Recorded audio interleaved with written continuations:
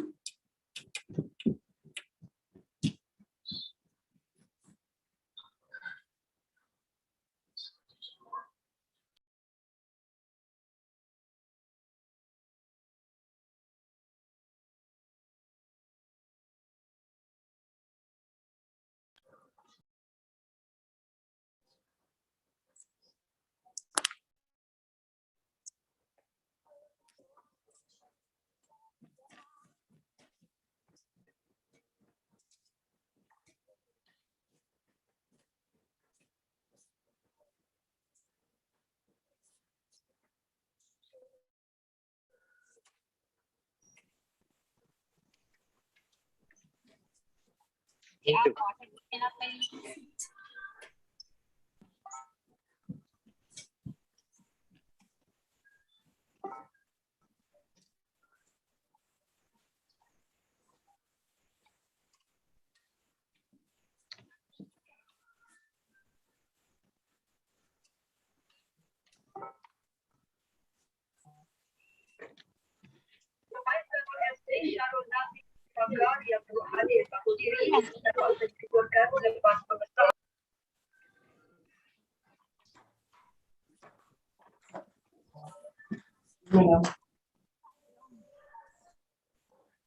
Adalah komen ini.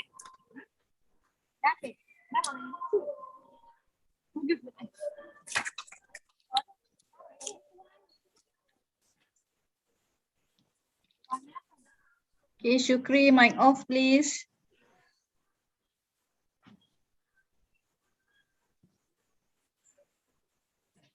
Okay, lagi seminit ya. Kalau dalam ni. Boleh ke? Najah boleh tolong mute kan tak kalau participant terlupa nak mute kan? Okey, sekejap saya. Dalam motor? Ke I pun boleh? Ya. Oh boleh. Okay.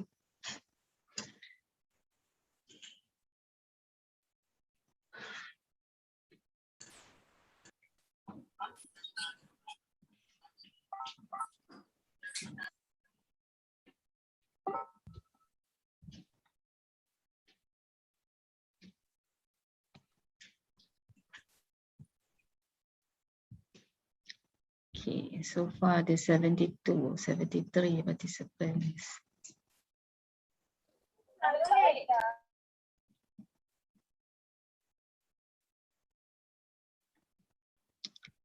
Okay, dah pukul 2. Dah boleh start dah kot rasanya tak? Boleh ke? Rasa boleh lah. Ya. Boleh. Assalamualaikum everyone. Bismillahirrahmanirrahim. So before we begin, can everyone please switch on your camera, okay, for the photography session?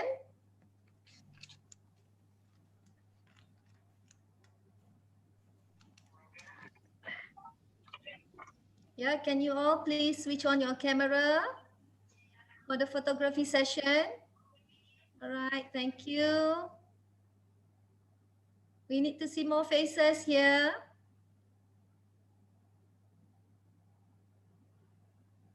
For this Sunday afternoon.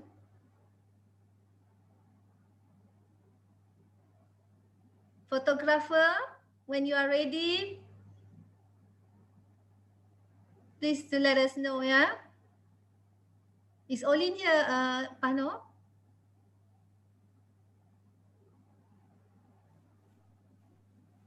I'm not sure. Olin, are you here? I'm snipping the screen right now. Okay. Okay, all right.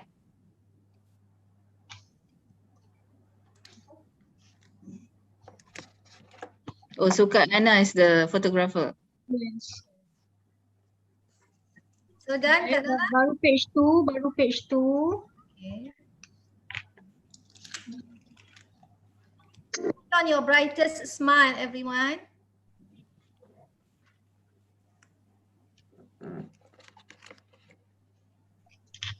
Kejap.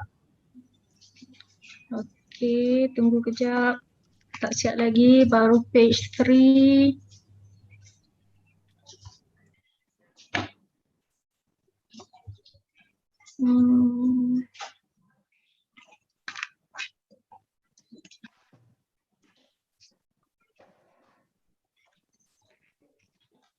Sekejap ya, tak siap lagi. Sikit lagi.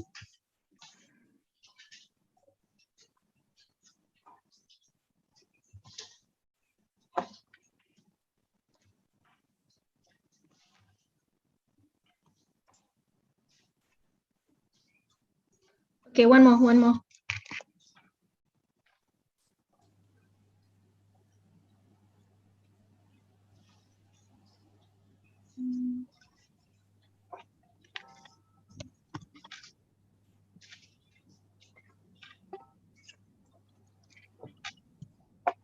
Sekejap, sikit je lagi.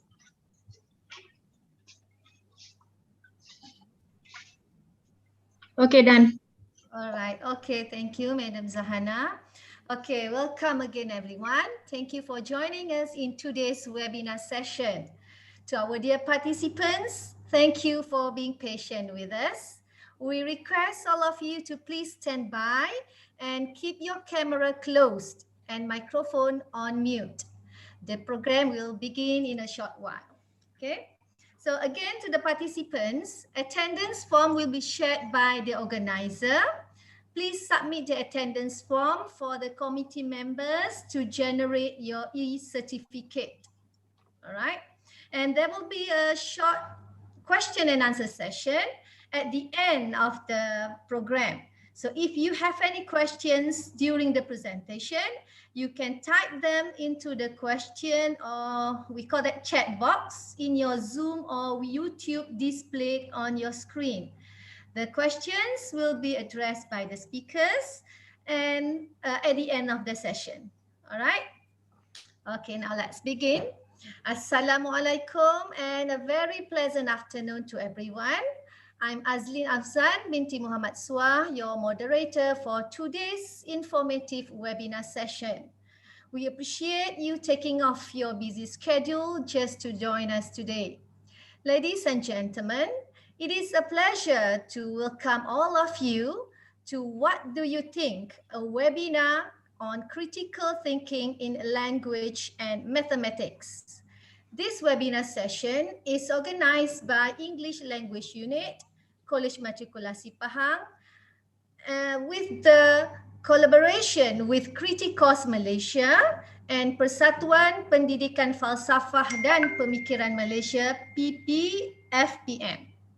Okay, we really hope that you will find the program that we have lined up for you to be fruitful and engaging. Okay, to kick off this afternoon's program, we are pleased to have with us our very own coordinator for this webinar session, Madam Sharifah Noor binti Syed Mohammad Al-Habshi, to deliver the opening speech. Madam Sharifah. Okay, thank you, Madam Azlin. All right. Assalamualaikum and a very good afternoon to everyone. I'm representing my college and would like to extend the warmest welcome to our esteemed speakers, Dr. Doria from Universiti Teknologi Malaysia and Dr. Alinor from Persatuan Pendidikan, Falsafah dan Pemikiran Malaysia. Ms. Najia from KRITIKOS Malaysia, the head of English unit, Madam Azliana binti Ismail, and everyone who is present today. Okay, I would like to say a big thank you to my co-coordinator together with my committee members, KRITIKOS Malaysia and PPFPM for making this event a success. All right, it all started with the short course organized by KRITIKOS Malaysia and PPFPM on the importance of philosophy that I had attended. The first thing we were introduced to is thinking and why it matters. Then the discussion led to critical thinking and how this becomes the foundation of every civilization. So, what is critical thinking? To me, it is the ability to evaluate and weigh information objectively to arrive at a solid conclusion, to keep on questioning using Socratic method to find an in-depth answer. Through critical thinking, we can also shed the captive mind mentality and create an autonomous knowledge. It is through education that we can instill critical thinking so that students can develop their potentials and contribute to the nation immensely. A thinking society is a progressive society. Hence, the objectives of this program are to, number one, bring awareness to the participants on the importance of thinking critically that will eventually create a culture of thinking and philosophy. Number two, to shape the intellect that is capable of thinking critically and constructively with an open mind.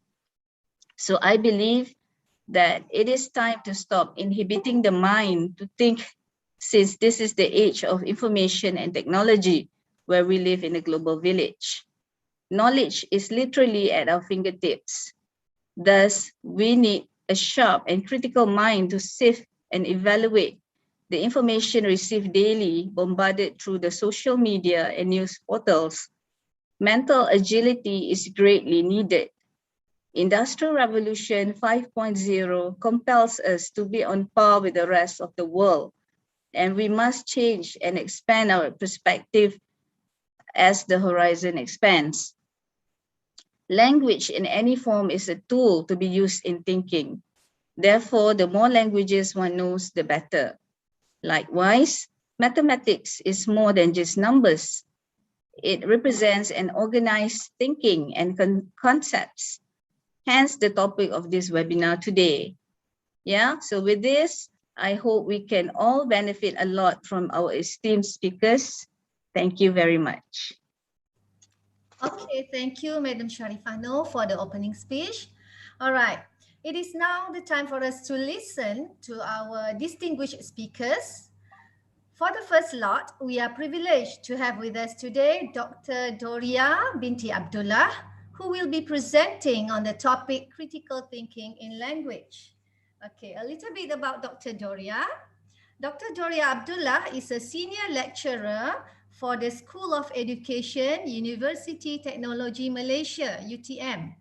Prior to her current role, she was senior manager for UTM School of Professional and Continuing Education, UTM Space, overseeing strategy development and implementation for UTM's private wing for education.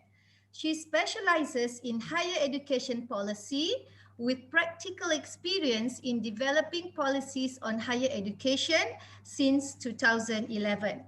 Among the policies which she has worked on include the internalization policy for higher education Malaysia in 2011, operational framework for international student management in Malaysian higher education system 2013, Shift 8 Global Prominence Malaysia Education Blueprint for Higher Education in 2015, and Kuala Lumpur Declaration on Higher Education in conjunction with Malaysia's Chairmanship of ASEAN in 2015. Dr. Doria is also a certified trainer under the Human Resources Development Fund, HRDF, an agency under the Ministry of Human Resources Malaysia.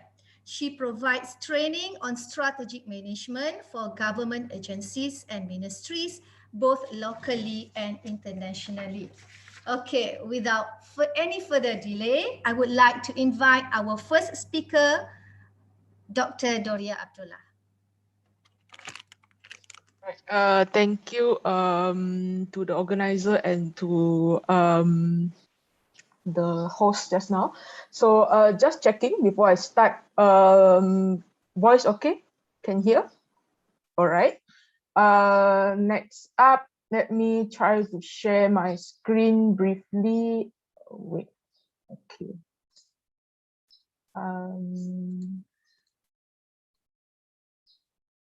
Okay, hold on. Yeah, let me try to see. All right. Can see the screen? You should be able to see a web page. Okay, so a lot of heads nodding. So let me stop sharing for a while, and good afternoon. Assalamualaikum to everyone. If I know that the host will read the whole lot of the biography, I will just put in one sentence saying Doria is a lecturer at UTM. So we can just start our session right ahead. So before we begin a chat with the host, how much time do I have until?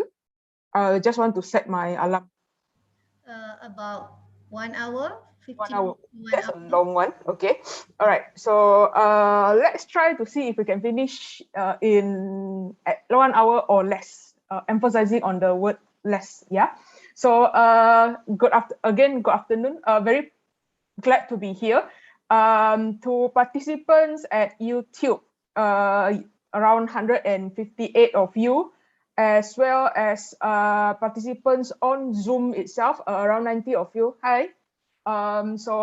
Thank you for spending your Saturday afternoon with us today. I suppose this is a compulsory event. So anyway, compulsory or not, I hope that you will gain something out of this session. So let's start with the formal session. Okay. Okay. All right. So presenting.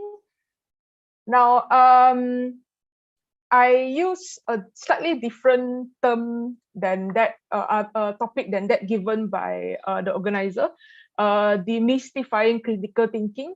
When I look at what is the objective of the event and what we're trying to achieve within the next 1 hour, I believe we should start by looking at what is critical thinking, then the application of it. So the application of it, I suppose, would be covered by Dr. Alinor in the next session. So hopefully everyone will try to find connections between what is being discussed here in this session and what is being discussed later on by Dr. Alinor. So let's see. Now, as mentioned by the host just now, I'm a lecturer. I teach. Looking forward to start the semester in about 2 weeks' time. So in UTM, I am tasked to teach philosophy of education. This is a specific course for students taking a Bachelor of Education at UTM. So philosophy of education is normally covered in the first semester of first year of the students' degree program. So as an educator, it is my obligation to tell you guys what is it that we're going to learn today. So I'll be covering 3 main angles. Number 1, what it means by thinking and critical thinking. Number 2, how do we think critically? It's not rocket science at all. Everyone can do it, not just in your classroom, but also outside the classroom. And finally, what might be some of the factors, or what I would like to call bottlenecks that limit us to do critical thinking, both within and outside the classroom. All right, let's see. Now, first activity. This is a warm-up activity to everyone. Both the participants from the Zoom session as well as the YouTube session can participate. Don't worry about it. So what I want you to do is, hold on, let me stop sharing and go back to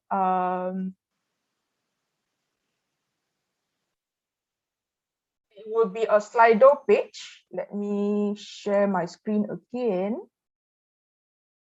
All right, so you should be able to see this QR code as well as joining instruction.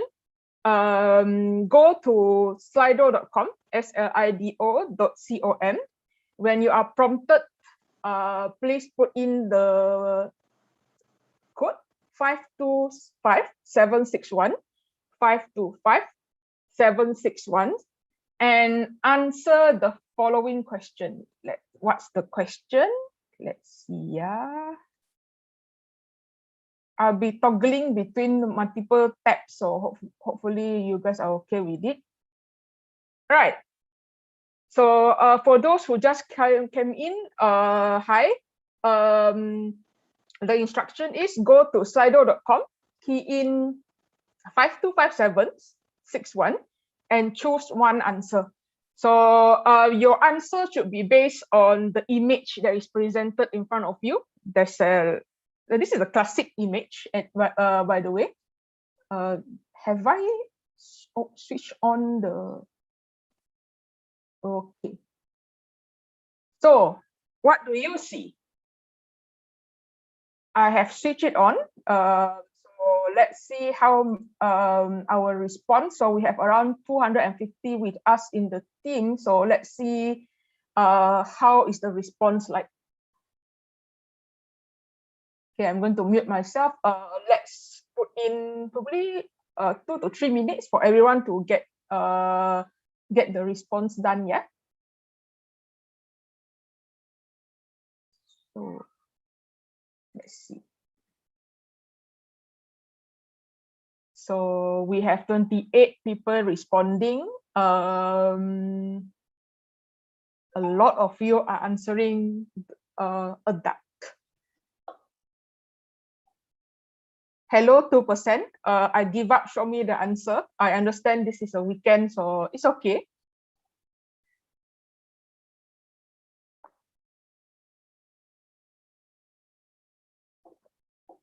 Okay, now both rabbit and duck are leading.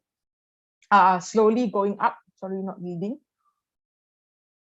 Hello, 2%. It depends. I like how you think.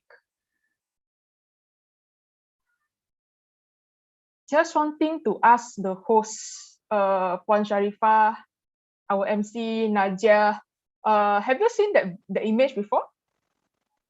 I'm trying to fill in the blank space here. No. Yes. Okay, siapa yang cakap yes tadi? Sorry, who is the one saying yes?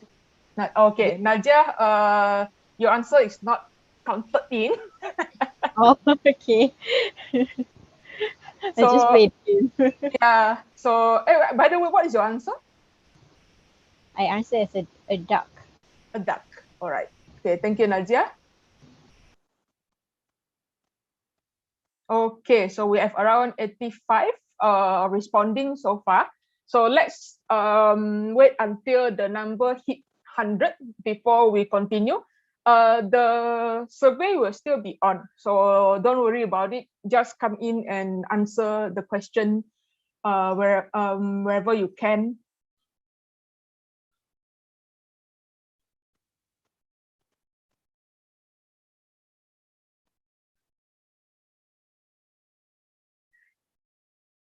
Okay, we have hit 100 and 506. I hope the organizer will help me to keep track of what's happening on YouTube, because I can't see both screens at the moment. Okay, so we have 108 so far responding and counting. Most of you have answered a duck. 25% of you answered both rabbit and duck. 12% a rabbit, 6% it depends, and the remaining of you got lazy. Show me the answer.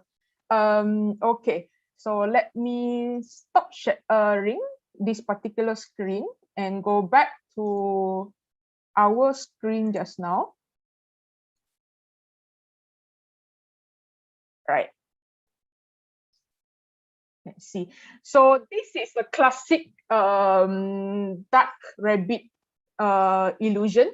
You can find more information online. I have given the Wikipedia link here.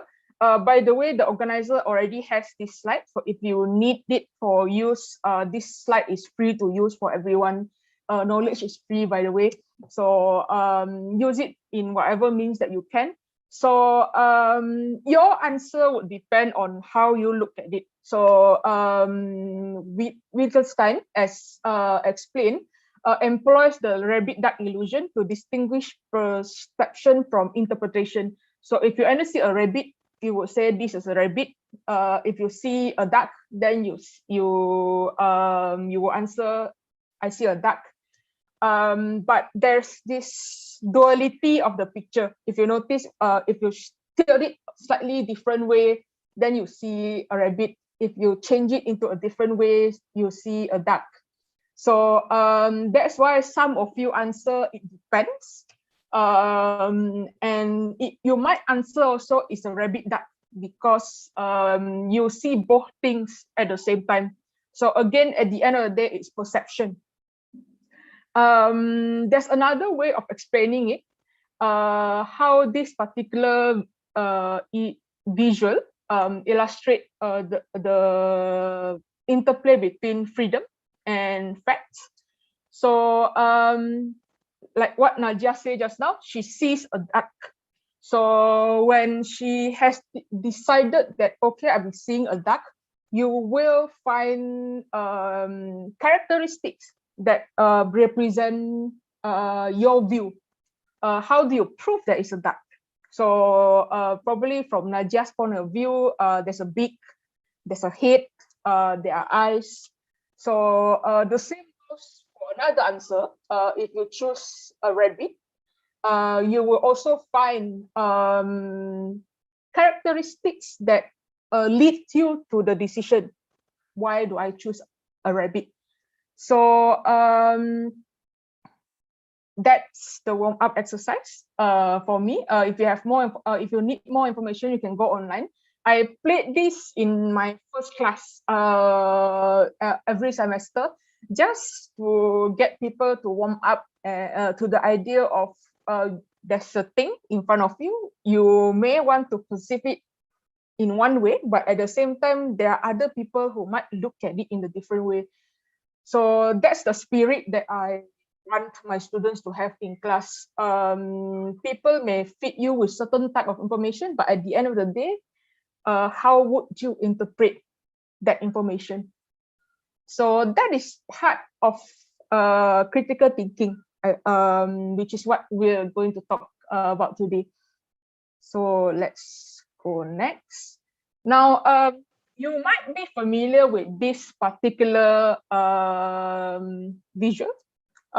This age-old question of, is the glass half full or half empty? So my favorite is on the right-hand side. This glass is half full of himself.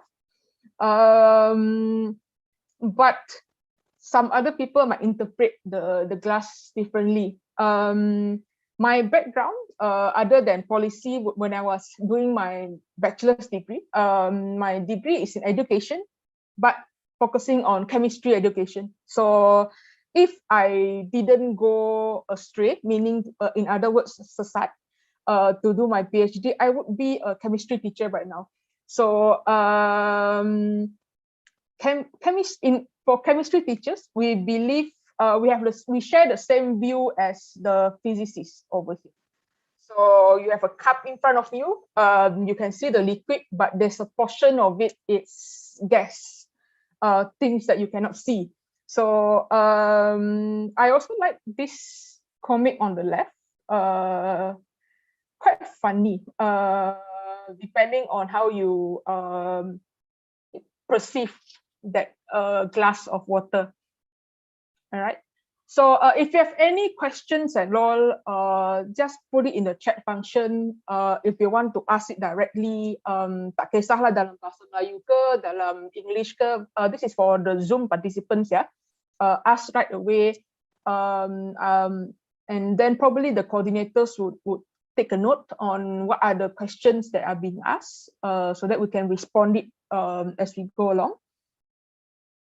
Right. So let's start with the word think. So our focus is critical thinking. It might be good for us to go back and look at what think means. So think also means memory. So for formal definition of the think, it means to exercise the mind, to judge, to consider, to suppose, to purpose, to opine. So if you can see from this particular definition, let me try to see if I can annotate. So there are 1, 2, 3, 4, 5, 6 actions that you do when you think. You are exercising the mind. You are processing information that you get, either judging, considering, supposing, purposing, putting an opinion of what you have. So that is what the West thought of when you think, when you talk about thinking, think. So let me see. Okay, my recent read is this book called The Thinking Framework. It is published by a group of academics from the Raja Zahid Sophia Center for Center for Advanced Studies on Islam, Science and Civilization. We call it RZS CASIS. So there was this particular author in this book called Dr. Hilmi. He summarizes the definition of think in terms of al-fikr. I'm not so sure if I'm reading it right. So think from Islamic perspective, it means arranging matters of knowledge in order to arrive at knowledge regarding what one is still ignorant at. So what we're seeing here when we talk about thinking is that it's a conscious choice. You choose to think. There's no such thing as I tak nak fikir. So it involves you taking in what you have from the sensories, from what you read, from what you listen to, from what you observe, and then forming an argument or a thought based on what has come to you in terms of the observation, your listening, your seeing, and so on. So lesson number 1 after this session, please do not say saya tak nak berfikir or saya tak nak fikirkan pasal benda tu, because it is your trait as a human being to think, right? So that's that. Okay, let's move on to the next slide. Okay, so let me clear all the drawings. Okay, so now thinking can be thought of in 2 different dimensions. Number 1 is a logical process. So if we prescribe to this definition, all of us are rational animals. We process information by judging, clarifying, discriminating, categorizing, and we follow a certain way of thinking. Take, for example, if you're doing experiment, you start by thinking about the problem, formulating your hypothesis, and then determining how do you want to test your hypothesis, perform your experiment, get your observations and findings ready, and then come to your conclusion whether your hypothesis is accepted or not.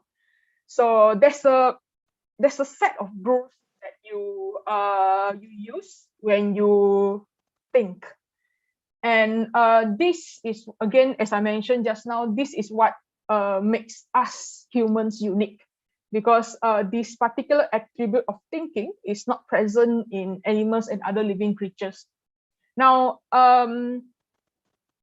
for Muslims, thinking is a spiritual process. So yes, you have all sorts of information outside, according to this particular dimension. So you can have all the information in the world that you like in front of you, but if there is no source that points you to the direction or makes you realize about it, then you are not thinking. There is this power greater than the man itself, which reveals that particular knowledge to you. Then you are able to think. So what, in other words, man can act based on sound knowledge and judgment, or through blindly following others, but it is the grace of a power bigger than yourself that enables men to be aware, to comprehend, and to accept what you have as a concept and as a reality.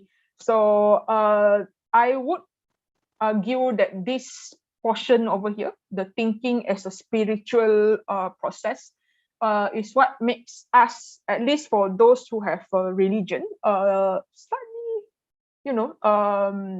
that's where we have represents us. All right. So now we come to the key,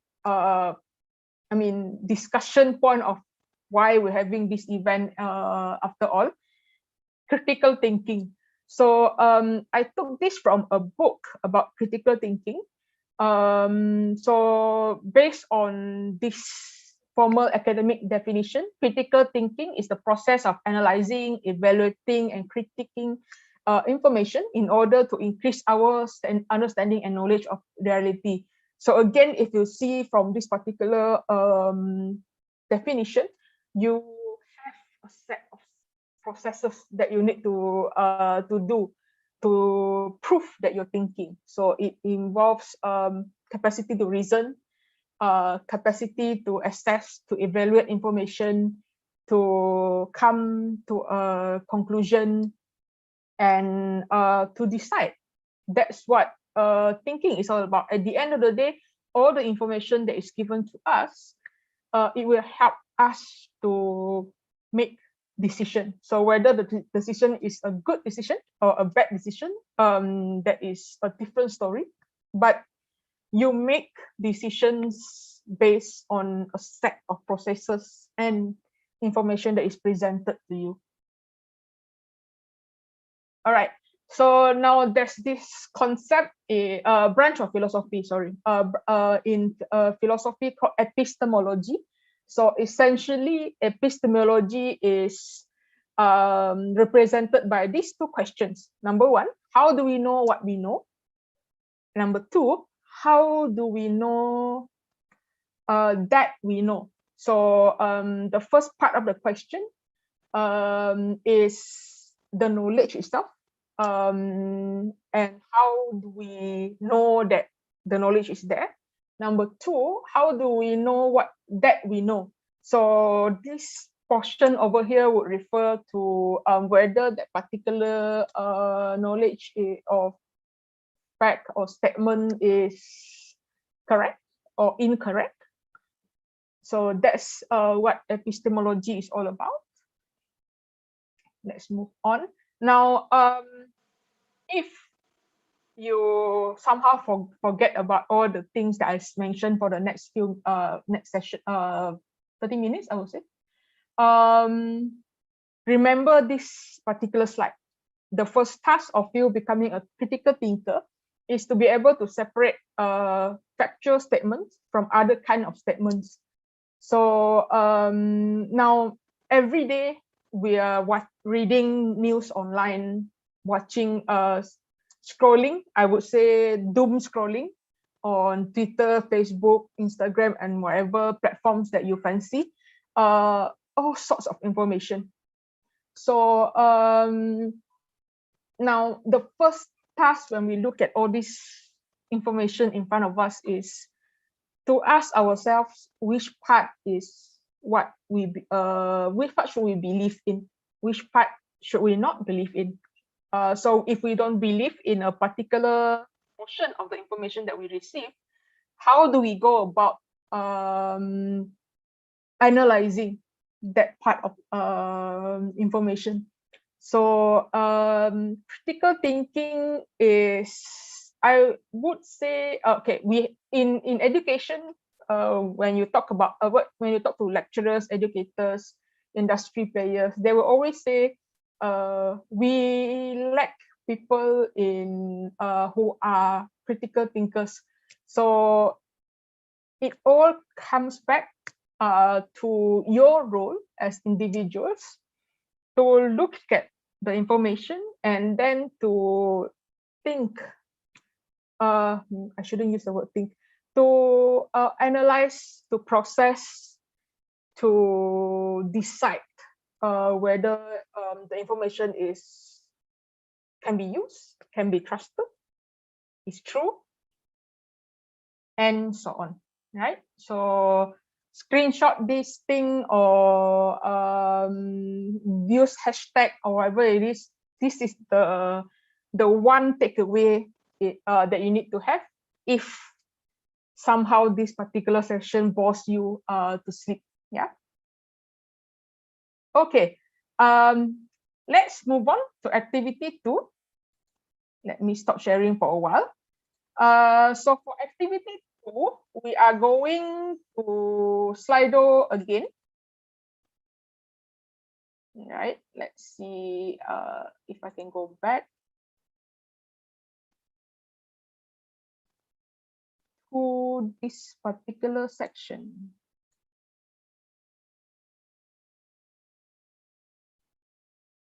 All right. So you should be able to see a slide in front of you. The slide has 2 sections, an image of water boiling, and then there's an instruction. Go to www.slido.com, key in the code 525761, and pick your answer. The statement where you need to think about now is water boils at 100 Celsius degrees. True or false? All these people in the hall now are matriculation candidates, right? So I suppose if you're taking chemistry or physics, you should have covered this already. So let's see if you can recall this particular information. So let me go to Slido and see the response.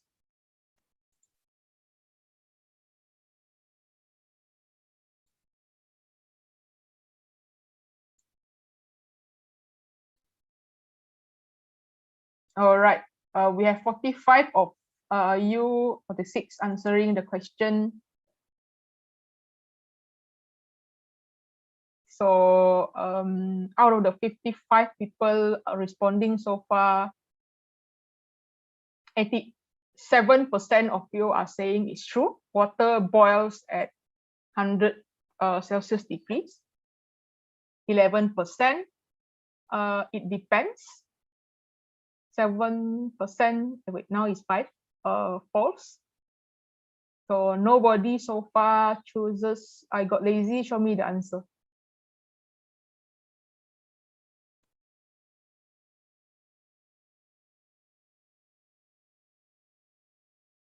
So let's wait until we got probably 110 responses before we review this particular activity. Okay, while waiting for the response, let's see what's in the chat function. All right, so it's just asking about codes. Nadia, anything on YouTube? I'm not sure. I'm not the one who handle in YouTube account. Oh, okay. So whoever's in charge of YouTube, please take note of any questions. Try to let me know. Thanks, Nadia. Okay, so we have 806, 107. So I would assume that if we continue on this particular poll, most of you would answer true, right? So let's go out of this slide. All right, now before we move on to what is the actual answer, so can I have a few of you to just unmute yourself and tell me why your answer? Introduce yourself. I'm sorry for the YouTube participants, you can't participate, but then for the Zoom participants, there are 95 of you here. Quickly unmute, introduce yourself, because I want to know who am I talking to, and then tell me your answer and why do you pick the answer. Thank you, Puano Zahana. No questions yet on YouTube. Okay, anyone?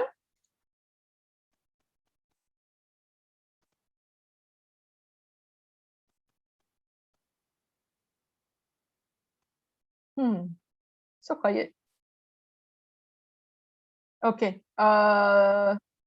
Anyone at all? So should I just pick up any name and then you can start talking? Okay. So can I pick up? Okay, this particular person named KMPh Shamimi. KMPh Shamimi, where are you? Are you around? Or are you walking around with a Zoom?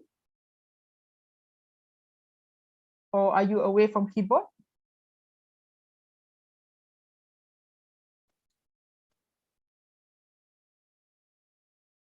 Shamimi, where are you?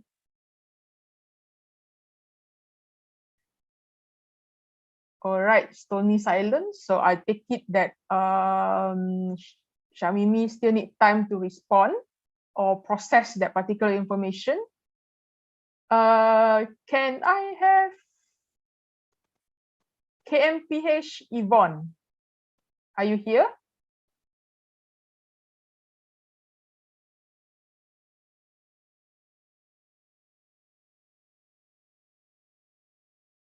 Calling once, Yvonne.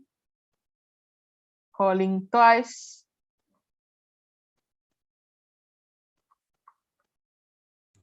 Come on, guys. Please unmute your mic, yeah? Anyone? You guys are shy, eh? Hi, doctor. I think. Okay, hi. Who is this? I'm from KMPh, Lin Jiejing. Okay, hi, You call me Jieji. Lin. Lim. Okay, hi, Lim. What's your answer? Thank I'm- you for responding on behalf of your, I think, classmates. What's your answer? I choose yes. Okay, why? I learned from chemistry. You learn from chemistry. Chemistry, yeah. Okay. So thank you, Lim, for the answer. So no changes in your answer, right? Ini jawapan final. Yes. Okay, thank you, Lim. Okay. Anyone else who would like to chip in? Please don't be shy. I would say it depends. Okay, hi, Nizam. Nizam, right? Yes. Okay. Why do you choose it depends? Because I know that water at high altitude, water boil at lower temperature. Okay. So it depends on our altitude. All right, tu dia. Somebody is challenging Lim's answer. Nizam believes that it depends. Anyone else? Thank you, Nizam. for answering and representing every one of your classmates. Anyone else?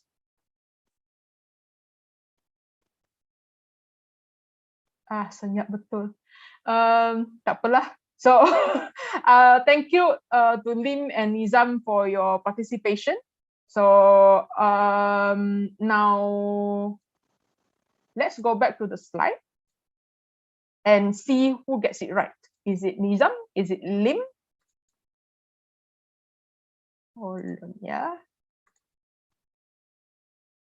Okay. Next slide. Now, it turns out that Nizam might be right. No, Nizam is right. So it turns out that there are some circumstances when water does not boil at 100 Celsius degrees. These are when, number one, air pressure changes. Number two, it is not distilled water. Number three, objects are added to the water. Number four, there's dissolved air in the water. Number five, the container is changed. Number six, the surface of the container is treated or coated. Number seven, the heating method is changed. So this explains why water may not boil on 100 Celsius degrees. But what I'm interested to highlight here is Lim's answer just now. Lim said that I choose yes because I learned it from chemistry. So this is another angle of critical thinking that we might need to think about. So as students, in particular Malaysian students, we are used to being very good in terms of getting 100 marks. What do I mean by that? There's a teacher in front of you, or in our case now, doing online learning. So in front of the screen, talking, and then you just accept it as it is. Let me repeat that, accept as it is. So it is good, but then don't you think you want to understand why things happen a certain way, or why is it like that? So when I was trained to be a teacher in my degree, I was trained to teach using active learning methods. So active learning means my students have to lead the teaching. My students have to lead the discussion. My students are controlling the learning process. But eventually, when you go into the real life and teaching at schools, then you figure out that it's easier as a teacher to just pass all the information to the students. I thought I had it easy, but when I was given a class of students with a mixture of local and international students, things get interesting all of a sudden. So what happened is that the Malaysian students were very quiet. So you teach in front of them. This is happening pre-COVID, so still in the classroom. So the Malaysian students will listen to you, will politely ask questions at the end. Most questions are all about how to submit assignment, when is the deadline. But the international students on the side, they are the rebels. So they will start giving statements like, "Doctor, my teacher in Egypt didn't teach me that way. This is another way of counting this particular formula," for example. So you have no choice but to listen to them and understand where they come from. So eventually it creates this distinction in the class where there's a group of international students who keep asking questions, and there's a group of very quiet Malaysian students. So I personally was shocked at first when I had that situation.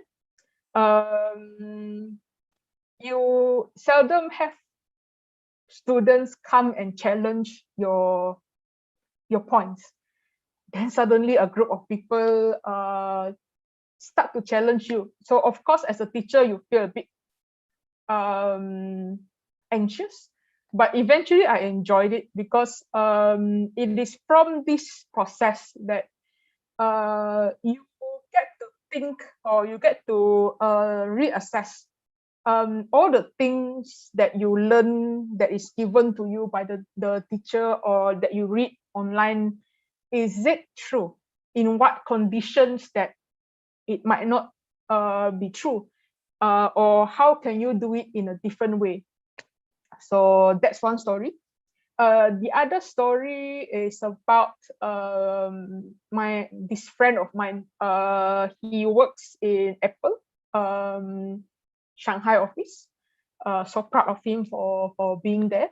So when he manages interviews involving, it doesn't matter which position. So he shared with me that there was this particular trend that makes him a bit upset. So the Malaysian candidates would be very textbook in the in answering questions. So he asked question A, then the candidate will answer based on what is required for A.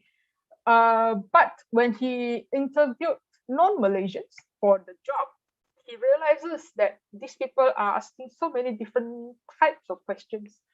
So it got him thinking, are we doing rote learning too much, that our students' ability to do simple things like asking questions are not there anymore? So that's another story to share. Daniel, if you are watching, I miss you. So that's that. So that's one angle of critical thinking that you need to think about. When people give you a certain information, look at it from different perspective. Question again whether it is right, not right, context driven, right? So that's that. Okay, so now why is it that we couldn't think critically? So one thing being, we are too used of the spoon feeding method, meaning I give you information as a teacher, you absorb the information. It might also be cultural, because groupthink might be very prevalent. So I'm talking from the perspective of an employee. When you work in an organization, it's very easy for you to just ikut flow aja lah.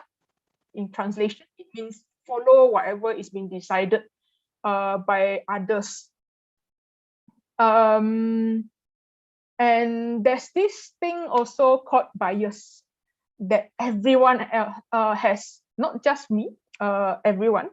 So we tend to be very selective in the truth that we want to accept. So I'm referring to this particular statement. We select information based on our prior beliefs and biases. So you would have situations, for example, when you talk to people, then, oh, this is how I do it. Then suddenly these particular people say, oh, I understand you, but when I have this kind of experience, I do this. So I used to like experience sharing sessions. That's part of the professional development method when you are working. But it got to a point where I thought, why am I listening to this so many experiences, as if it is the one thing of getting things done. So that's that. All right. So now this particular web page, you can access it through Wikipedia. I mean the QR code. So it explains a whole set of cognitive bias that everyone has. So we can't avoid them. Let's put that on the table. But what we can do is be very aware of how we process information, how we think, how we decide. So after this session, go and explore cognitive biases. So there's a lot of it. there's another book. It was published a long time ago. The Art of Thinking Clearly. So this particular book actually highlights a whole set of cognitive biases that affect us as humans. So have fun reading. Next. So another point that I want to highlight here is what happens now. So things are online, things are moving very fast. Fast meaning to say you can get viral just by a single posting, just by a single tweet. You can post up a video and within a short period of time, you can get a lot of views, comments. Now, the whole point of this is when things move too fast, things flow in seconds rather than like last time, you need newspaper to be able to know what's happening in the country. You might be at risk at processing things that are not true. So what we call post-truth. So post-truth is a word, is Oxford Dictionary 2016 word of the year. So in other words, post-truth here means it's not so much of facts anymore or established knowledge or things that you can prove empirically, but it's public opinions, popularism, viral stuff that affects your opinion.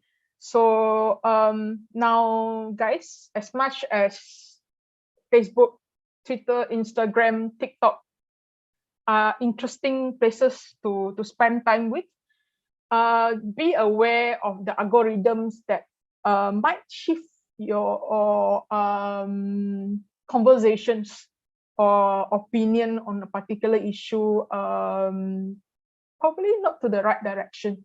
Yeah, so that's the lesson. Okay, so third activity. Before that, let me stop for a while. To the host, how am I good with time? Okay, with time? Still have time, right? Anyone? Okay, so I assume no. You have a few minutes more. Okay, a few minutes more. Q&A will be done at the end of the session. All right, thank you, Puan Sharifah.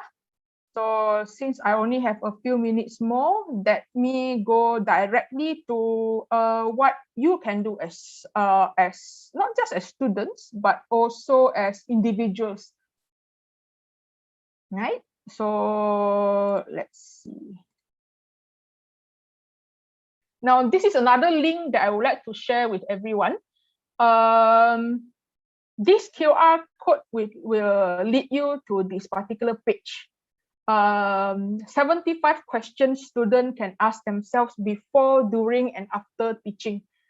So based on a lot of literature on critical thinking, the process has to be deliberate, meaning you choose to do critical thinking. And it's not something that you petik jari or at one instant you can get that skill.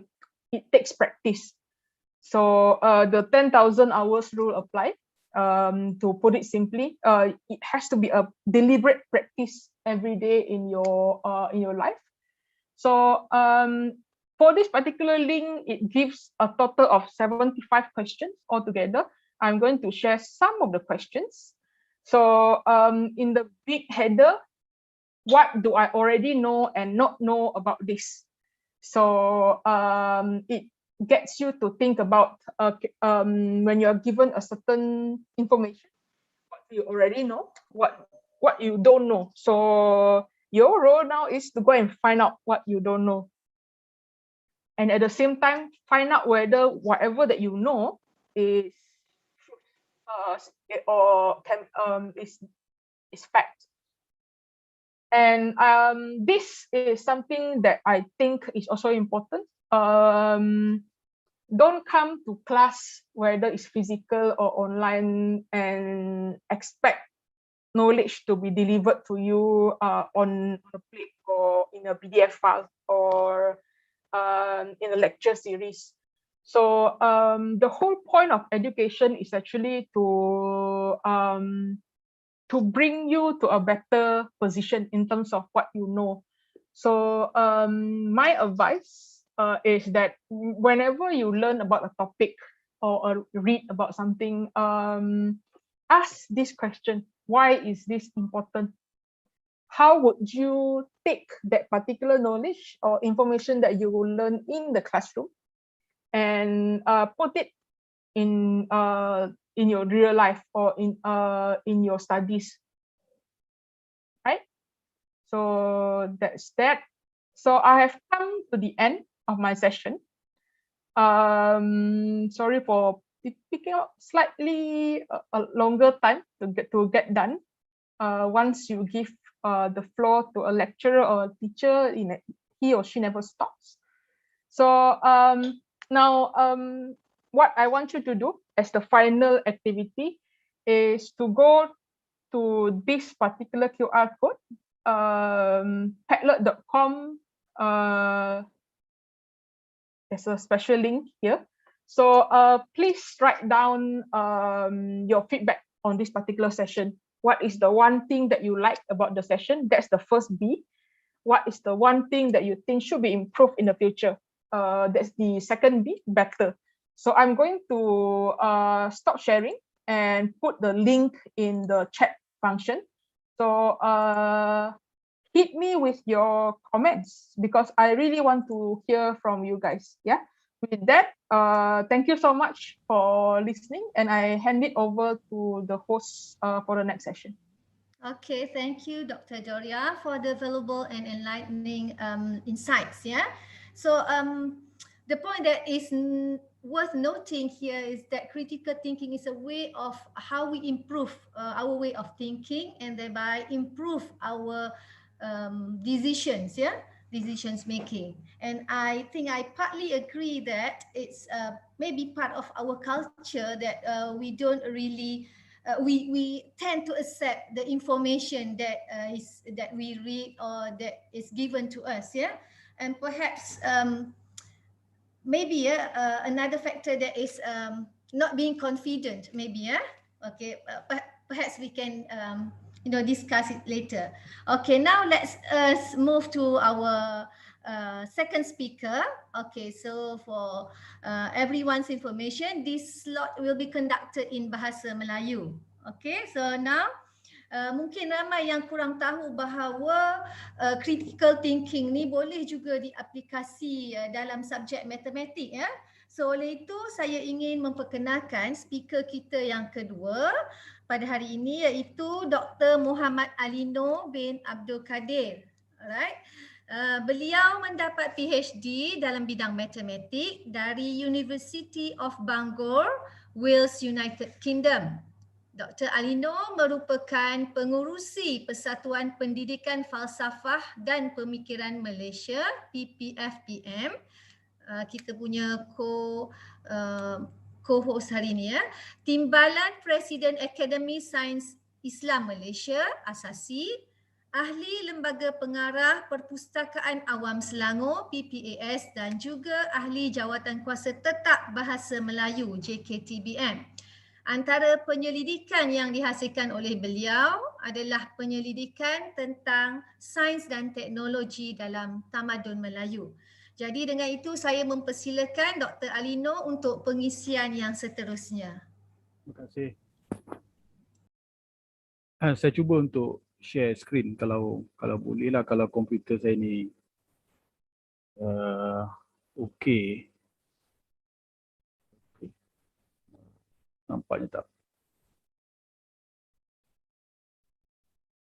Najiha boleh tolong share, saya tak boleh nak capai file. Ni komputer lama.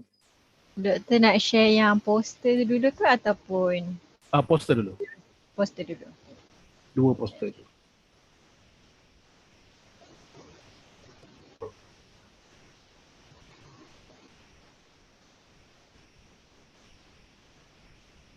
Okey, terima kasih. Terima kasih kepada moderator. Maaf saya lupa nama. Kepada penganjur Puan Sharifah yang menguruskan perbincangan ini, wacana ini. Kepada institut yang menganjurkan, iaitu KRITIKOS, dan kemudian Pusat Asasi UIA, dan kemudian PPFPM. Okey. Jadi sebenarnya di antara tujuan asal wacana ini adalah untuk mempopularkan 2 poster ini. Yang pertama adalah pertandingan menulis esei peringkat Universiti pada 27 dan 28 November nanti, tapi akan diawali dengan 7 atau 8 kuliah dalam bidang falsafah.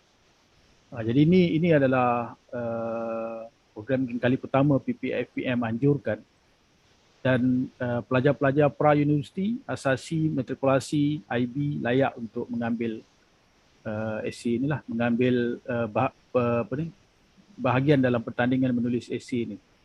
Okey, lebih kurangnya esei ini adalah mesti dalam bentuk, esei ini adalah esei falsafah, dan bahan-bahannya akan dikuliahkan dalam 7-8 kuliah sebelum itu. Dan kuliah yang sama akan diberikan kepada program yang kedua, iaitu Olimpiad Falsafah Malaysia. Ini kali ke-3 kita lakukan, 2019, 2020, 2021. Dan program ini juga adalah layak untuk diambil oleh pelajar pra-universiti. Mereka adalah senior dalam program ini. Kalau yang tadi tu mereka adalah yang paling junior lah. Yang awal tadi tu mereka akan disertai oleh pelajar ijazah pertama, master dan PhD. Yang kali ini mereka akan disertai oleh pelajar sekolah menengah dan pra-universiti. Jadi ini adalah poster yang kedua, ini adalah program yang kali ketiga kami lakukan untuk memilih pelajar Malaysia yang layak mewakili Malaysia ke pertandingan Olimpiad Falsafah Dunia pada bulan 5 tahun hadapan. Okey, jadi ini ada kos sedikit lah. Itu juga ada kos pengurusan sebab kita akan menyemak esei-esei ini dan membincangkannya, jadi ada banyak kos pengurusan. Jadi dipohonlah sedikit RM20 dan lagi satu ni RM30 kepada yang hadir sebagai peserta. Okey, kedua-duanya akan menjalani 7-8 kuliah itu, dan kemudian masing-masing dipisahkan kepada 2 kumpulan lah. Satu yang menjawab Olimpiad Falsafah Malaysia ini, dan satu lagi yang menjawab pertandingan menulis esei falsafah. Bergantung kepada peserta itu nak mendaftar yang mana. Dia wajib. Kalau dia dah masuk, dia wajib dua, bukan. Dia pilih sendiri yang mana satu lah. Kalau dia rasa dia nak cuba kualiti kefahaman dia tentang falsafah pada peringkat antarabangsa, dia boleh cuba Olimpiad Falsafah Malaysia ni. Dan saya adalah ketua pasukan Malaysia yang akan membawa tim ke pertandingan peringkat dunia. Kita sudah hantar 4 tahun dan kita pernah mendapat perak pada tahun 2020 pada peringkat dunia, ranking yang ke-6. Itu amat membanggakan lah. Dan 3 kali selain daripada perak itu, kita ada 3 kali mendapat honorable mention. Honorable mention ni adalah anugerah sanggup hati. Dan ranking kita di antara 18 ke 28 dunia. Jadi itu sebab perkara ini perlu dilakukan dengan lebih baik agar kualiti kefahaman falsafah di kalangan pelajar ini dalam keadaan yang agak baik. Dan kita intend berhasrat untuk memperkenalkan subjek falsafah pada peringkat sekolah mungkin dalam 10 tahun lagi. Okey, jadi kalau ada pertanyaan apa-apa itu di akhir nanti. Sekarang saya akan masuk kepada pembentangan. Okey, Najiah yang seterusnya. Okay, sekejap ya.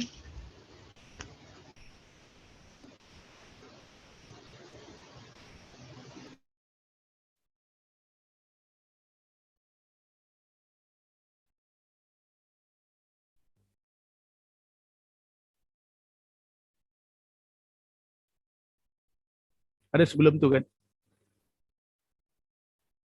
Slide yang pertama dan kedua rasanya bukan yang ini. Ya. Okey, jadi tajuk yang diminta saya membicarakan adalah pemikiran kritis dalam matematik. Sebenarnya matematik adalah keseluruhan bidang matematik ini adalah pemikiran kritis. Tidak popularnya subjek matematik ini adalah disebabkan pelajar tidak mengetahui apakah pemikiran kritis ini. Jadi matematik kemudian menjadi subjek yang rumusnya dihafal dan kemudian cuba dicari soalan, cuba dicari bagaimana pembeli ubah dalam soalan itu boleh dipadankan dengan pembeli ubah dalam soalan, dalam rumus dan kemudian dapat jawapan. Okay. Contohnya F sama dengan mg, dapatkan G, dapatkan M, dapat F. Itu bukan matematik sebenarnya. Itu adalah mungkin lukisan kot, memadan-madankan gambar ni lukisan rasanya. Okey, matematik sebenarnya adalah subjek yang kritikal daripada kita belajar awal lagi. Okey. Jadi tidak minatnya kita kepada matematik sebab kita gagal untuk mendalami apa dia pemikiran kritis ini. Okey. Pengalaman saya, pemikiran kritis ini menjadikan sesuatu yang menakutkan lah. Sebab kalau saya di sekolah dulu, kalau saya bertanya kepada guru-guru, saya ingat saya akan kena panggil dengan guru besar lah, kena berdiri dalam kelas lah, macam-macam lah. Sebab kebanyakan guru matematik sendiri menganggap bahawa matematik ini diajarkan secara menghafal rumus. Ini masalah dia. Jadi apabila kita berada dekat jabatan matematik UKM katakan, atau UTM, atau USM, atau UIA, atau UM, dan kita berhadapan dengan satu body of knowledge yang dipanggil mathematics, dan di dalam dia di belakang ilmu matematik ini adalah semua bentuk pemikiran yang kita asing. Sangat asing. Jadi pengalaman saya belajar dululah tahun 88. Najiah pun belum, entah dah lahir ke belum, tahun 88 dulu saya belajar. Jadi 100 kami belajar di UKM itu, saya rasa, saya berani katalah, mungkin ada 2 orang saja yang cuba faham lah. Kan? Yang lain tu bila kita tengok ujian peperiksaan pertengahan tahun itu, kita tahu bahawa 50% sudah pasti gagal. Subjek seperti aljabar linear katakan, subjek seperti kalkulus, 50% sudah pasti gagal. Sebab soalan yang ditanya adalah, contohnya soalan yang ditanya, sila buktikan bahawa nombor 3 lebih kecil daripada nombor 4. Kita hafal 3 memang lebih kecil daripada 4. Macam mana nak buktikan? Okey, jadi terpinga-pinga je, pandang kiri, pandang kanan. Mulalah minta daripada kawan, ada jawapan bocor. Kan? Jadi kalau tak boleh buktikan 3 lebih kecil daripada 4, tak boleh proceed kepada soalan seterusnya. Okey, untuk setiap A dan B di dalam R, A dan A lebih kecil daripada B, atau B lebih kecil daripada A, atau A sama. Jadi perkara ini sebenarnya adalah pemikiran di sebalik matematik itu. Sama seperti theoretical physics, lebih kurang sama seperti theoretical physics, lebih kurang sama dengan sains komputer. Bukan IT, sains komputer. Di mana pemikiran yang sebegitu kuat ada di belakang ilmu tersebut. Dan kita tidak mengajarkan pelajar kita berfikir. Ini masalah. Okay, saya selalu, kalau kat UKM dulu, saya selalu bergaduh lah. Saya tak suka, contohnya menganggap bahawa pelajar tidak pandai bersebabkan mereka gagal subjek. kita tidak mengajar mereka berfikir, macam mana mereka nak jadi pandai? Kan? Kalau kita mengajar mereka berfikir, mereka tidak boleh berfikir, bolehlah kita kata mereka tidak mahu berfikir dan tidak jadi pandai. Tapi kalau kita tidak mengajar mereka berfikir, kita pun tidak tahu macam mana nak ajar mereka berfikir, kita tidak boleh faham macam mana direction mereka berfikir, macam mana kita nak kata mereka tak pandai? Ini kembali soalan ini kepada guru-guru, kepada pensyarah-pensyarah, kepada pengurus-pengurus institut pendidikan. Bolehkah kita mengajar pemikiran kepada pelajar? That's the main issue. Kalau tidak, kita lupalah subjek semua ni. Lupakan saja matematik, apalagi falsafah kan, fizik, teori, computer science ni lupakan saja. Mantik, sebab kita akan hafal semua benda ini. Okay? Dan kita kata, oh sangat susah sebab kita kena hafal. Bukan. Kita kena fikir macam mana nak faham benda itu. Itu sebenarnya fundamental. Okay? Jadi sebelum saya bercakap tentang pemikiran kritis dalam matematik, di hujung nanti saya nak jelaskan dahulu apa dia matematik lah. Saya nak jelaskan dia apa dia matematik. Okay? Slide kedua. Najah, slide kedua Najah.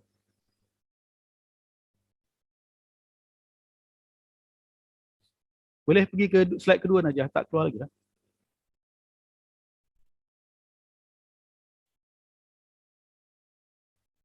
Jadi slide yang kedua ini adalah tentang matematik.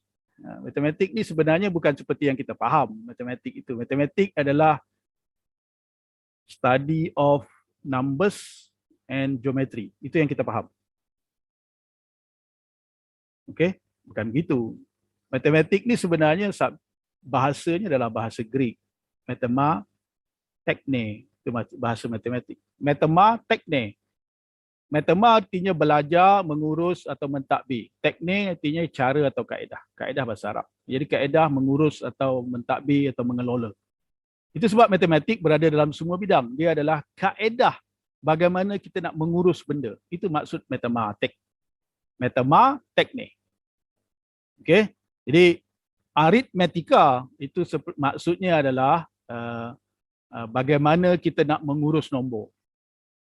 Geometria adalah bagaimana kita nak mengurus ruang. Logia, bagaimana kita nak mengurus cara kita berhujah. Geografia, bagaimana kita nak mengurus peta atau gambar dunia. Peta lah. Okay? Fizik, bagaimana kita nak mengurus alam. Kosmos, bagaimana kita nak mengurus alam yang lebih luas, universe. Itu maksud dia. Jadi matematik berada pada semua bidang ini. Kita tahu aritmetik orang seperti Euclid, geometri orang seperti Euclid, logia orang seperti Aristotle, geografia orang seperti Ptolemy, fizik orang seperti Aristotle, kosmos orang seperti Aristotle dan Plato. Ini orang-orang ahli matematik yang menguruskan ilmu sekeliling ini. Saya tak letak kat situ botani. Saya tak letak zoologi. Okay? Saya tak letak juga kat situ mungkin teologi, iaitu kajian berkenaan ketuhanan, aspek ketuhanan. Bila masuk kepada tamadun Islam, saya tak nak bincang ilmu Greek yang masuk ke Syria, masuk ke Parsi, masuk ke Mesir. Saya nak bincang yang masuk ke Arab. Matematika, terjemahan Arabnya adalah riadah akal atau al-hisab, al-handasah, al-mantik, al-nujum, al-falak, al-jabar. Kita tahu al-jabar adalah al-jabar yang Latin ambil sebagai algebra. Okay. Al-hisab dulu saya belajar dulu sekolah darjah 1 belajar al-hisab, ilmu hisab. Saya tak belajar ilmu matematik atau ilmu nombor. Al-handasah geometri, al-mantik ilmu logik atau mantik. Riadah akal adalah menggunakan akal untuk melakukan sesuatu aktiviti seperti congak. Itu riadah akal.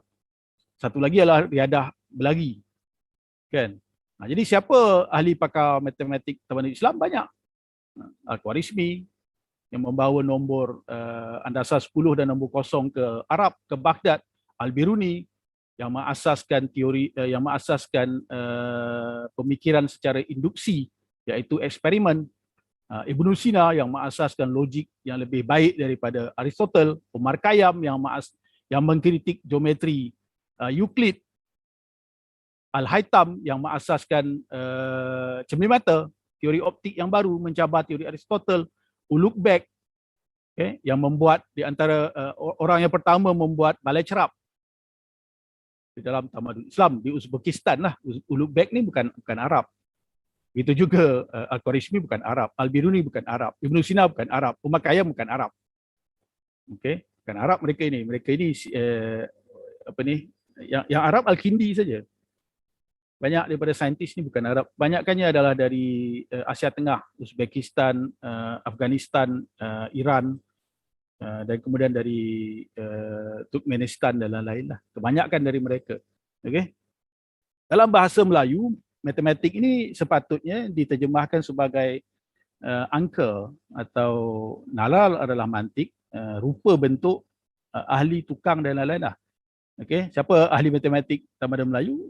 Di antara yang popular adalah imam, anak-anaknya, cucu-cucunya adalah imam ketiga Masjidil Haram sekarang, Syekh Abdul Latif Al-Khatib Al-Minangkabawi. Okey, Syekh Tahir Jalaluddin, pakar falak alam Melayu. Syekh Syahadat Al-Himyari yang menulis teks falak pada tahun 1761, dan ini Syekh Nur Al-Din Ar-Radiri, ini di antara orang yang mengkaji kosmologi dalam bukunya Bustanus Salatin 1640. Ini tradisi-tradisi yang kita mungkin tidak berapa kisah lah. Jadi kita rasa pun orang Melayu ni tak pandai matematik sehingga dia masuk sekolah macam tu. Okey. Yang sebenarnya adalah fakta yang salah. Barat terpaksa mengakui tamadun Islam pandai matematik yang mereka salin. Okay. Newton itu mengambil ilmu matematiknya daripada seorang pensyarahnya yang mengajar dalam bahasa Arab. Newton itu.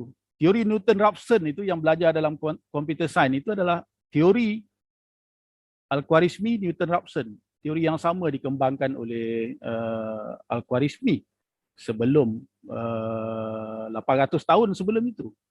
Jadi kita tak berkembang disebabkan kita tidak tahu benda dan kita tidak mahu mencari. Slide seterusnya. Ini erti perkataan matematik. Dan di sini pun kita tahu matematik ini seluasnya. Baru erti perkataan. Terus, dan matematik yang kita slide seterusnya Nadia. Matematik sebenarnya apa? Yang slide yang seterusnya, di slide ketiga itu.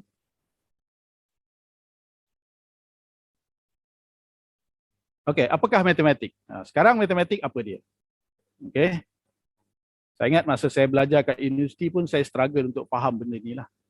Bila kita baca buku daripada perpustakaan baru kita nampak matematik yang sebenar. Kalau setakat mendengar pensyarah saya bercakap, dia suruh saya lulus peksa saja.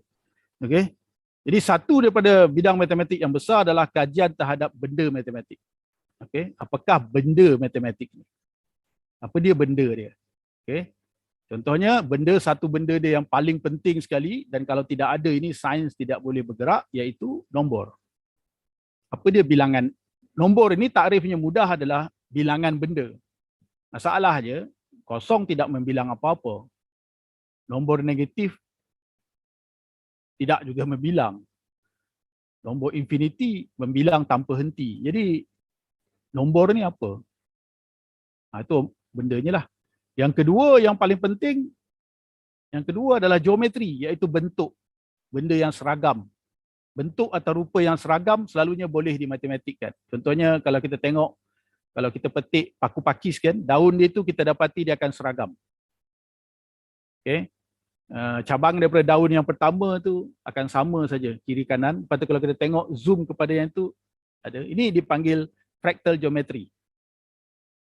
Okay, fractal geometry. Yang geometri yang barulah, kalau geometri yang lama tak ada benda itu, bukan tak ada fractal. Fractal geometry ni baru ditemui dalam 1940-an. Iaitu benda yang kalau kita zoom sekecil-kecil mana dia sama dan kita besarkan dia sebesar-besar mana dia sama. Fractal geometry. Benda yang berulangan. Okay, yang ketiga mantik. Dua yang pertama tu nombor dengan geometri dan yang ketiga itu mantik. Mantik ni apa dia? Struktur manusia berfikir yang menggunakan bahasa. Tata bahasa adalah suatu aljabar. Okey. Ada satu paper itu yang saya baca, saya naik gelak lah masa saya belajar buat PhD tu. Dia kata, grammar is a trivial algebra. Grammar adalah aljabar yang remeh. Saya kata, betul ke? Aljabar yang remeh, grammar. Kan? Lepas tu dia start. Cuba awak buang paper tu, cuba awak buang maklumat berkenaan kefahaman anda berkenaan nombor huruf Latin. Sudah pastilah sebenarnya huruf Latin itu adalah contengan-contengan orang yang tak berakal. Sebab kita tak faham. Kalau kita tidak faham contengan itu, macam kita tidak, katakan orang Inggeris, dia tidak faham Jawi. Dia nampak alif bata itu adalah contengan yang tidak ada makna. Seperti kita tidak faham Latin itu. Atau sekarang kita tidak faham Palava. Dulu tulisan Melayu ni Palava, tulisan India. Kita tidak faham sekarang, kita kata ini conteng ni, kenapa dia menconteng atas batu? Sama seperti orang putih yang kata, kenapa mereka conteng atas kertas ni? Tulisan Arab. Atau kita kata, kenapa mereka menconteng dekat internet ni? Ni faham ABC, saya tak faham. Contengan saja. So, bila dia bukan contengan, bila kita faham dia. Bila kita faham dia, dia ada struktur. Kenapa kita tidak boleh ABC? Kenapa bukan B dahulu? BAC.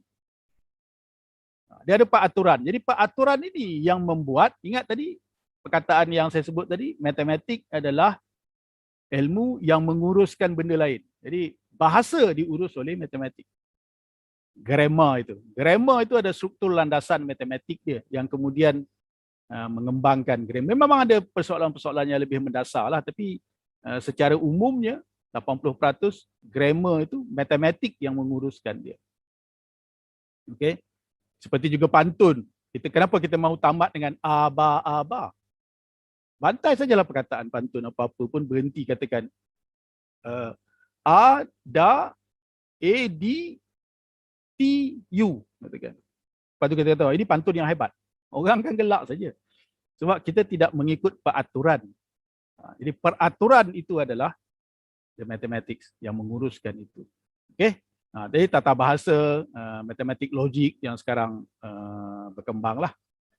Sistem komputer yang sekarang berkembang, sangat laju, yang kita terkapai-kapai. Saya sebutkan segala perkembangan dia itu. Okey. Jadi apa matematik selain daripada situ? Banyaklah. Matematik biologi, matematik fizik, matematik perubatan, matematik ekonomi, matematik psikologi, matematik sosial. Matematik ada dalam semua bidang. Tak boleh lari, walaupun lukisan. Okey. Saya pernah diminta memberi komen masa saya berada di Minangkabau, di Padang dahulu. Apa komen saya tentang satu lukisan yang telah yang dapat anugerah? Saya kata saya nak jujurlah, saya kata lukisan ini sebenarnya tidak rasional. Lepas tu wartawan tu bertanya kepada saya, kenapa? Dia kata kenapa? Dia kata sebab saya kata pokok ini tak patutnya berada di sini. Pokok ini tidak patut berada di sini. Okay, ada pokok nak tumbang, tetapi saya dapati pokok itu tidak memiliki asas yang dia tumbang. Dia tak apung di udara. Jadi lukisan ini tidak rasional. Hanya untuk melukis sahaja. Dia tidak meletakkan hukum di dalam lukisan itu. Okey. Terus slide seterusnya. Ini apakah berfikir? Ini masalah yang paling besar sekali. Inilah masalah yang saya hadapi masa saya sekolah dan di universiti, iaitu guru-guru saya tidak mengajarkan saya bagaimana untuk berfikir. Okey, jadi terkapai-kapai lah. Okay, sebenarnya berfikir ini adalah bagaimana kita menggunakan fikiran otak kita untuk mencerap sekeliling kita. Itu common understanding. Cara yang paling umum untuk memahami apa dia berfikir. Bagaimana kita menggunakan otak kita untuk mencerap alam sekeliling. Kan? Jadi, apa dia? Kita memerhati. Memerhati artinya merenung sesuatu benda atau peristiwa dengan tujuan untuk mengambil maklumat darinya. Jadi kita perhatilah pokok kelapa berlainan daripada pokok pinang. Pokok pinang berlainan daripada pokok kelapa sawit. Pokok kelapa sawit berlainan daripada pokok pisang. Pokok pisang berlainan daripada pokok durian. Pokok durian berlainan daripada pokok mangga. Apa lainnya? Apa samanya? Kena buat sebatkan lah. Apa lainnya? Apa samanya? Bila orang tanya pada kita, apa bezanya di antara pokok pisang dengan pokok mangga? Kalau kita tak memerhati, kalau kita lalu je dan kita nampak buah mangga kita ambil, kita pun tidak tahu ini pokok ni, buah ni dari mana. Apa bezanya buah mangga dengan buah mempelam dengan buah mangga apple katakan. Apa bezanya? Bentuknya, rasanya, kemasamannya, bila dia masak warna lain, bila dia putih warna lain, atau macam mana? Adakah daunnya berbeza? Ini memerhati. Ini sahaja boleh menggalakkan pelajar-pelajar kita menjadi saintis. Sebab pelajar-pelajar kita tidak mahu memerhati. Kan? Dia jalan saja, dia berjalan di sekolah tetapi dia tidak memerhati itu pokok bunga itu kenapa berlainan. Kenapa pokok yang sama menghasilkan bunga yang berlainan. Okey? Apa fungsi pokok ini? Apa buah pokok ini? Kenapa buah pokok ini tidak dimakan? Tidak ada pertanyaan kepada semua benda itu. Jadi bila sampai masuk universiti, terpinga-pinga je lah. Kan? Kalau masuk kuliah tahun 1 di UKM, kalau saya mengajar masa dulu, saya tanya, tolong tulis esei, tolong tulis surat kepada saya, pengalaman anda belajar matematik selama 11-12 tahun. Okay. Sekolah rendah 6 tahun, sekolah menengah 5 tahun, matrikulasi atau pra-universiti atau STP 1 tahun, 2 tahun, tadika 1 atau 2 tahun. Tulis surat kepada saya. Jadi, pelajar terpinga-pinga sebab pengalaman matematik, apa dia? Jadi ada yang tanya, boleh tak saya tulis, saya tak suka kat cikgu saya? Tulislah. Dia pun tulislah, saya tak suka kepada cikgu dia garang, cuma cari kesilapan apa semua. Dia tak boleh nak attempt belajar benda ini. Dia tanya, kalau kamu benci guru matematik kamu kenapa kamu berada di jabatan matematik? Sebab UPU tawarkan ini saja. Saya kata tahniah lah. Kamu di antara pelajar yang sangat bijak, mahu berada di dalam jabatan yang sangat susah belajar, dan kamu kena berusaha. Kalau tidak, 2 semester saja kamu akan keluar. Pasti punya. Ramai yang mengangguk lah, tapi lebih ramai yang bila semester kedua, semester ketiga, mula pening kepala buat surat untuk pindah jabatan. Nak pindah jabatan mana? Nak pindah jabatan fizik. Berana lagi. Ingat fizik. Fizik lebih kurang sama susahnya dengan matematik. Computer science lebih kurang samanya dengan susahnya dengan matematik. Kan? Jadi inilah masalahnya. Jadi semua benda ini tidak boleh diselesaikan kalau pelajar itu sudah berada di universiti. Yang perlu diselesaikan adalah pelajar ini kena tahu cara berfikir ketika dia dari sekolah rendah. Kalau mengikut umur ini sebenarnya 10 tahun sudah boleh diajar untuk berfikir. Sebab di barat sehingga umur 10 tahun dia tak akan ajar benda. Dia ajar membaca, menulis, mengira dan bercakap. Sebab apa? Otak dia belum terbentuk penuh. Kita sekarang 10 tahun kita bagi dia smartphone. Jadi daripada otak dia terbentuk penuh, otak dia bercelaru penuh. Dia pening kepala untuk semua benda. Okey? Jadi memahami, apa dia memahami? Memberikan sifat-sifat sesuatu atau peristiwa yang diperhatikan atau dipengalami. Ini memahami. Kita faham benda. Orang tanya, apa dia nombor? Apa dia nombor nyata? Apa dia nombor kompleks? Kalau kita faham, kita boleh jawab. Apa dia hukum trigonometri? Bagaimana hukum trigonometri ini dikembangkan? Apa guna hukum trigonometri? Kalau kita faham, kita boleh jawab. Kalau kita hafal, kita tak boleh jawab. Kita akan jawab hukum trigonometri. Yang sains tu sin, cos, tangent tu Iyalah, tapi apa dia? Apa dia sin? Kenapa sin ada di situ? Kenapa tak benda lain? Kan? Apa-apa saja katakan hukum trigonometri. Okey. Kenapa tak ada hukum makan kat situ? Makan, minum, pakai baju, solek. Kenapa tak ada kat situ? Kenapa trigonometri, sin, cosine, tangent dan cosecant dan lain-lain itu? Ada 17 rumus itu. Kenapa tidak dihafal? Kenapa dipahami? Bagaimana dipahami? Okey, ini nota ini yang hadir boleh ambil lah. Nanti Najiah akan edar dan boleh gunakan sebagai panduan untuk melihat sama ada kita boleh improve. Sebab kat universiti ni sebenarnya kita kena melakukan sesuatu untuk menghasilkan pengetahuan yang baru. Memahami pengetahuan dan menghasilkan pengetahuan yang baru. Kalau tidak, kita tak layak jadi pelajar universiti sebenarnya. Kalau kita menghafal 4 tahun, 3 tahun, tambah lagi belajar, tapi kita menghafal, kita I don't think sesuai lah. Kan? Campakkan dekat India, tak boleh buat apa-apa. Tak boleh nak communicate dengan orang. Kita mesti ada pengetahuan. Okay? Tak apa, saya tak teruskan. Sambung slide seterusnya. Tapi Najiah ada satu slide di belakang tu, tengok di bawah tu yang nombor berapa tadi ada perkataan mengkritik. Okay, nombor 14. Perhatikan sebab tajuk kita adalah mengkritik kan. Kritis itu maksudnya mengkritik. Okay? Atau menyanggah. Atau membantah. Atau membangkang. Artinya memberikan sesuatu contoh yang menolak atau penyataan yang menolak sesuatu penyataan yang lain. Contohnya 3 kecil daripada 4. Tolaklah kalau boleh. Kan? Kalau 3 kecil daripada 5, kita boleh kata 4 kecil daripada 5 juga. Betul. Kita tak menyanggah itu. Kita sebenarnya memberi jawapan yang lebih tepat. 3 dan 4 kecil daripada 5. Tapi 3 kecil daripada 4, bolehkah kita sanggah untuk nombor integer? Tidak ada nombor selain daripada 3 lepas tu 4. Macam mana kita nak sanggah? Jadi dalam matematik, basicnya kita belajar matematik adalah kita mesti membantah satu-satu penyataan matematik. Ini amat berlawanan dengan apa yang kita buat, iaitu kita menghafal satu-satu penyataan matematik. Ini bila kita tidak faham apakah yang dipanggil kalkulus, iaitu pembezaan dan pengkameran. Kita tak faham, kita hafal saja. Kalau ada diberi satu fungsi y sama dengan fx, dy dx adalah ni. Kenapa dy dx sama dengan itu tu sedemikian? Kenapa tak lain?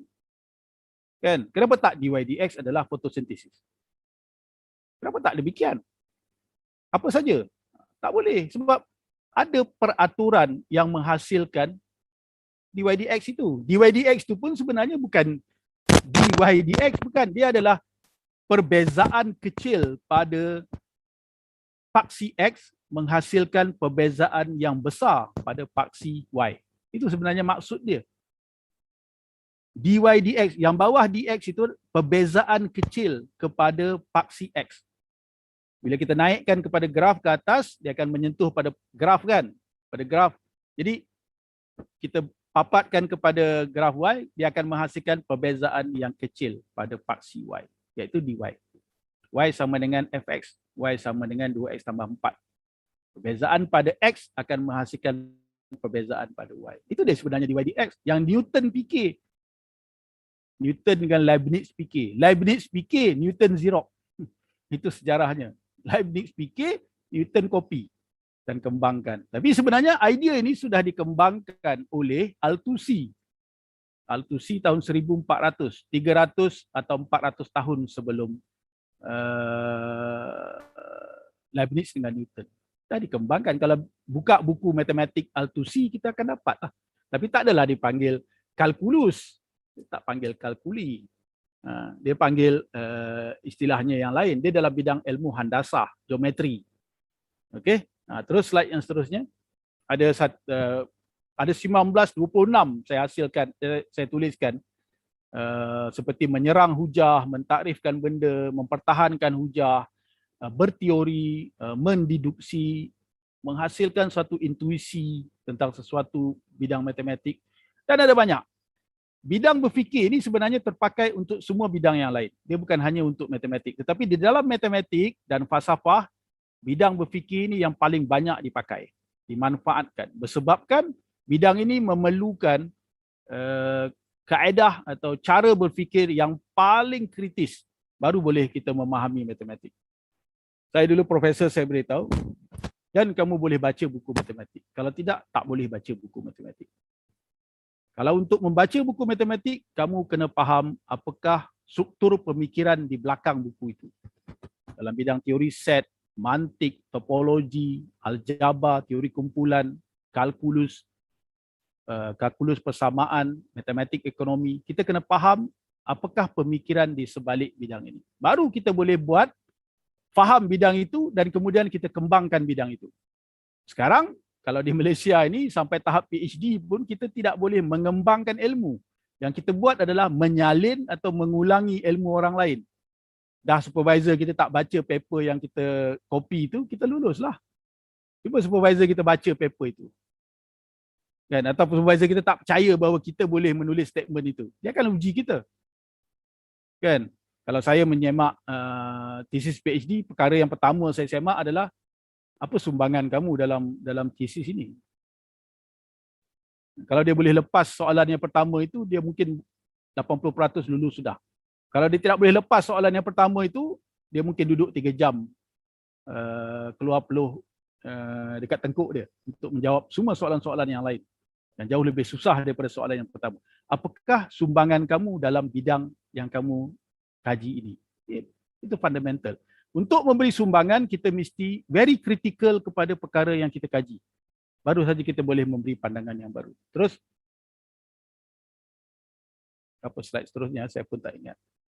Ini bagaimana melatih diri berfikir. Kalau peringkat sekolah lah, masa saya sekolah dulu, saya tak sedar lah bahawa saya sebenarnya amat suka kepada benda-benda ini.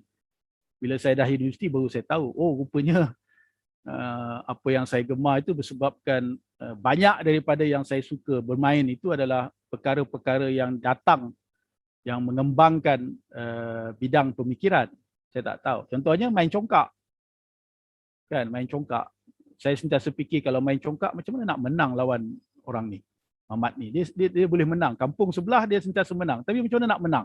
Mulalah kita mengira buah dengan mengira lubang.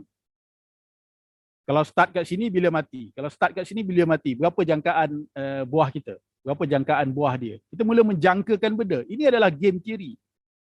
Ini adalah game theory. Saya tak tahu itu game theory. Sampai saya universiti baru saya tahu. Oh, ini game theory. Kita boleh pula menjangkakan lawan kita buat apa. Ini strategi. Kalau dalam peperangan, kita boleh menjangkakan lawan kita nak buat apa. Kemudian kita mempertahankan pasukan kita. Ini adalah game theory yang dikembangkan oleh John Nash yang dapat Nobel Prize itu. John Nash kembangkan tahun 65 atau 64. Okay? Dengan tesisnya setebal 27 muka surat. Iaitu bargaining theorem. Teori untuk bargain. Tawar-menawar. Kalau orang perempuan dia pergi pasar, perkara yang dia buat adalah tawar-menawar. Siap keluar daripada kedai tu, masuk balik, keluar balik, masuk balik. Tak dapat harga yang dia nak, okey tu, tak boleh nak buat apa. Itu adalah bargaining, kekuatan dia untuk bargain. Dia nak tawar. Matematiknya dia dikembangkan oleh John Nash. Tengok cerita dia tu, The Beautiful Mind. Itu adalah cerita dia. Atau yang menghasilkan teori komputer yang terbaik, Alan Turing. Tengok filem dia Enigma. Okay? Atau main batu seremban, main Monopoly, main cantum gambar, main susun Lego, susun blok, main Lego, nyanyi lagu perkataan suku kata yang di hujung itu seperti rumah kan, rumah, mahu, hutan, tan tanah, nahu. Okay. Benda itu akan menjadikan fikiran kita tersusun. Itu idea dia. Atau main catur, main dam, ini dah kira advance lah. Kan? Dan sekarang main catur, main dam ni. Atau kemudian terus bawah 1 point, saya tak susun tu 2 jadi 1. Mencongak, mengingat nombor plate kereta yang lalu lalang masa kita naik kereta depan ayah kita atau mak kita atau pakcik kita. Kan? Tambahkan nombor plate. Ini akan menjadikan fikiran kita cekap. Okey. Mencongak 12 tambah 28, 167 tambah 209. Ini semua akan terus bawah tu. Ini yang paling powerful saya ingat adalah perkataan nombor. Okey. Kita associatekan perkataan huruf bukan perkataan, huruf dengan nombor, katakan A, B, C tu. Lepas tu kita buat rumah tambah sekolah berapa? Congak, jangan tulis cepat. Kan, ini coding yang merupakan asas kepada kriptografi komputer sekarang, yang protect kita punya kad bank, yang protect kad kredit kita, yang protect komputer kita. Ini dah bidang dia. Iaitu associatekan huruf dengan nombor dan kemudian nombor tu akan menjadi kod untuk kita membuka akaun kita. Orang lain tidak boleh tahulah. Dan kajian berkenaan nombor perdana adalah kajian yang paling advance dalam bidang inilah. Sebab nombor perdana ni tak ada rumus. Kalau kita simpan password kita dalam nombor genap, kan, nombor genap tak sampai satu saat orang boleh break. Apa rumus nombor genap? 2x. Runkan x 1, 2, 3, 4, 5 sampai 1 bilion, takkan tak dapat nombor kita. Jadi kebanyakan password kita tu disimpan dalam, memang password kita tu nampak 6 saja, tapi sebenarnya dia adalah ada nombor di belakang dia tu, yang menjadikan dia adalah nombor perdana. Jadi nombor perdana ni polis bagi jaminan setengah jam kemudian orang yang cuba untuk break kita punya akaun tu masih belum mampu untuk break, sebab tidak ada program komputer untuk mendapat nombor perdana. Nombor perdana tidak ada rumus setakat ini. Adalah ahli matematik cuba dapatkan rumus tapi tidak selesai lagi. Kan? Jadi ini kriptografi, ini matematik dalam bidang sains komputer. Terus ke depan, apa tajuk dia? Maaf sekejap ya, ada yang minta slides tu ditayang sebagai slideshow besar sikit. Dah besar dah ni. Ya. Oh. Ya. Okey. Sebab ada tulis dalam komen chat tu. Ya, mungkin tadi dia yang masa kecil tadi tu. Okey, jadi yang terakhir ini adalah yang perkara yang terakhir yang saya kata tadi tu, sebab yang banyak daripada yang saya bincang tadi adalah tentang pemikiran matematik. Saya menjelaskan apakah matematik dan apakah pemikiran di belakang matematik. Yang ini baru saya masuk kepada pemikiran kritis. Sebab pemikiran kritis kita tidak boleh buat tidak boleh faham tentangnya kalau kita tidak faham bendanya. Tidak akan ada kritis. Okey. Kalau Einstein tidak faham teori Newton dan dia juga tidak faham semua kelemahan teori Newton, dia tidak boleh buat teori kerelatifan itu. Sebab dia tak faham. Orang yang tak faham, macam mana dia nak hasilkan teori yang baru? Dia pun tak faham. Berkemungkinan dia ulang saja benda yang sama. Jadi selepas dia faham, baru dia boleh buat komentar. Dia kata, oh, teori Newton ini tidak boleh terpakai untuk alam atom.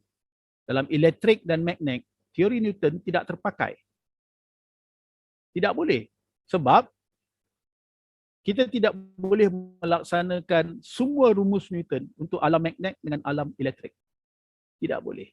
Atomic structure lah kebanyakannya. Atomic structure. Jadi, kalau kita ada dua biji elektron, kita lagakan elektron itu, kalau hukum Newton, dia akan cakap jika dua benda berlaga, dia akan memantul kepada arah yang berlawanan. Itu hukum Newton. Kita tak boleh tak patuh kepada hukum Newton lah. Okay? Kalau kita balingkan dua guli, yang guli A dan guli B berlaga dan kemudian memantul dalam arah yang tenaganya sesuai, dia akan ikut itu. Kita boleh jangkakan.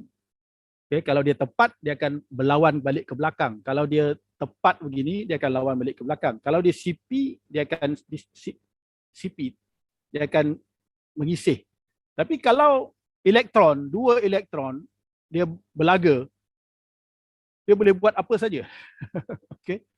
Dia boleh berlaga dan duduk diam. Dia boleh berlaga dan kemudian buat macam ni. Dia boleh berlaga dan buat macam ni. Dia boleh berlaga dan buat. Ada lebih daripada 360 kemungkinan. Semua kemungkinan dalam perlagaan itu dia boleh pergi. Kenapa? Sampai sekarang tidak ada yang faham. Kenapa? Dia tidak mematuhi hukum Newton. Itu sebab Einstein menghasilkan teori relativity dan kemudian kuantum menghasilkan teorinya supaya boleh menjelaskan benda ini, dan ada banyak kebarangkalian di dalam kuantum. Sebab apa? Sebab kepatuhan kepada hukum Newton itu disalahi. Itu yang menerbitkan teori-teori fizik yang sekarang ni. Okay? Dalam matematik pun adalah yang kritis. Kita mesti memahamkan benda itu dan kemudian kita baru boleh mengkritik. Okay? Dalam matematik sebenarnya matematik bukannya contoh. Matematik tidak contoh. Matematik adalah sama ada axiom, takrif, teorem lemma, corollary, bukti dan masalah. Contoh itu adalah masalah itu. Apa guna contoh di dalam matematik? Untuk menguji satu-satu statement atau untuk menyah atau menyanggah satu-satu statement. Contoh bukan untuk contoh. Sebab kalau contoh adalah matematik, ada banyak contoh. Kenapa kita tak present semua contoh? Itu infinite. Kenyataan yang tak boleh dibatalkan. Kan? Macam 2 lebih kecil daripada 4. Tapi 4 lebih kecil daripada 5. Tapi 5 lebih kecil daripada 6. Tapi 7 lebih kecil daripada 8. 8 lebih kecil daripada 9. 11 kecil daripada 12. 17 kecil daripada 18. 100 kecil daripada 200. Berapa banyak statement kita nak uji? So ada satu statement lah. Apa dia statement dia? Tu dia axiom. Ini axiom yang tidak boleh dibantah. Jika diberi 2 nombor nyata A dan B, maka ada 3 perkara berlaku. A kecil daripada B, A sama dengan B, atau A besar daripada B. Tidak ada benda yang lain. Faham atau tidak? Baiklah. Kalau tak faham, cuba uji. 2 kecil daripada 3. 2 sama dengan 2. 4 besar daripada 3. Betul lah. Atau berjuta kali kita uji pun statement ini tetap betul. Itu dia dipanggil axiom. Axiom ini artinya adalah sesuatu yang kebenarannya tidak perlu diuji lagi. Sebentar ya. Hitam.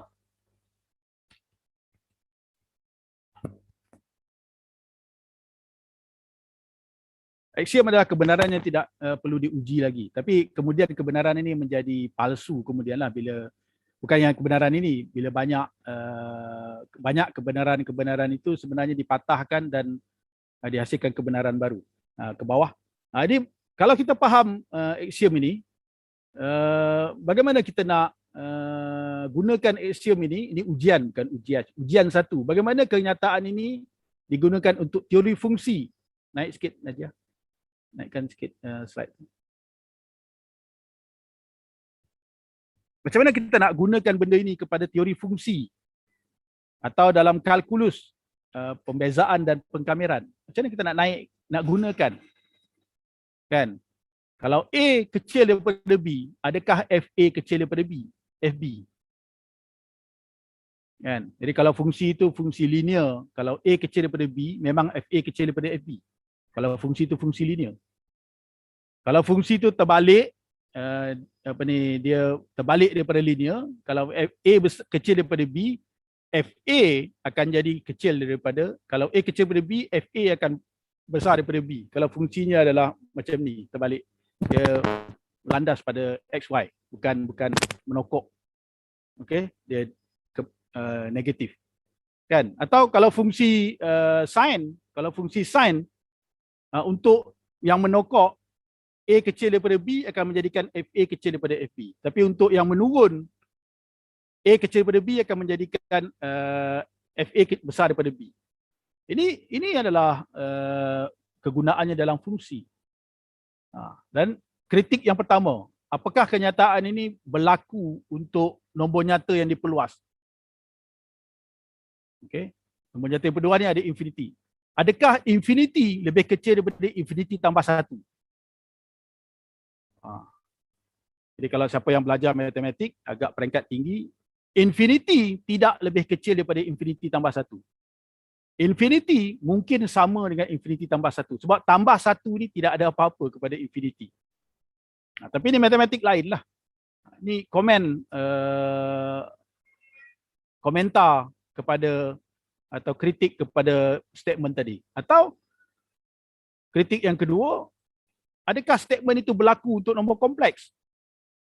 Tak berlaku. Sebab nombor kompleks tak ada susunan. Kita tak boleh kata nombor kompleks A lebih kecil daripada nombor kompleks B. Tidak ada ini. Nombor kompleks tidak ada jujukan. Dia tidak boleh disusun beratur. Okay? Itu sebab Hawking kata bila masa ini adalah nombor kompleks, kalau time adalah nombor kompleks, maka pukul 3 tidak lebih dahulu daripada pukul 4. Berkemungkinan pukul 4 lebih dahulu daripada pukul 3. Sebab nombor kompleks tidak ada peraturan A kecil daripada B, B kecil daripada C. Tak ada itu. Dia tidak boleh dilakukan axiom ini untuk nombor kompleks, dia batal. Itu kritik dia. So dalam nombor kompleks apa dia? Kena tengok nombor kompleks lah, apa jadi pada nombor kompleks. Okey. Jadi ada lagi ke? Saya rasa tak ada dah itu. Masa pun dah habis. Jadi saya cuma nak rumuskan bahawa apa ni, di dalam matematik ini sebenarnya kita mesti memahami apa yang diajarkan, dan kalau kita tidak boleh faham, kita mesti pergi mencari buku-buku yang boleh menjelaskan kita. Contohnya kalau kita belajar tentang ruang vektor, apa sebenarnya ruang vektor? Kita mesti faham apa sebenarnya ruang vektor. Kenapa Newton menghasilkan ruang vektor? Apa kelebihannya? Atau sebenarnya ruang vektor ni adalah susunan nombor ruang nyata yang disusun XYZ macam tu. Ada 3 atau 4 benda kita nak susun, kita namakan dia vektor. Atau ada banyak benda kita susun, kita namakan dia matriks. Itu sebenarnya kita salah faham tu. Dia sebenarnya bukan begitu.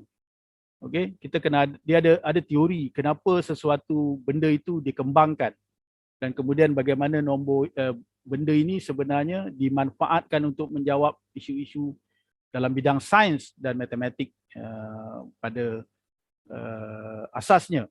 Dan bila kita sudah faham itu, baru bila orang tanya pada kita, apa sebenarnya yang kamu boleh kembangkan dalam matematik? Bila kita sudah faham, baru kita boleh buat komentar kepada benda-benda yang kita panggil matematik, dan kita menghasilkan matematik yang baru. Okay, saya rasa sekian saja. Terima kasih. Okey, baiklah. Terima kasih kepada Dr. Alinor atas perkongsian ilmu dan maklumat yang sungguh bermanfaat dan relevan kepada pelajar-pelajar kita.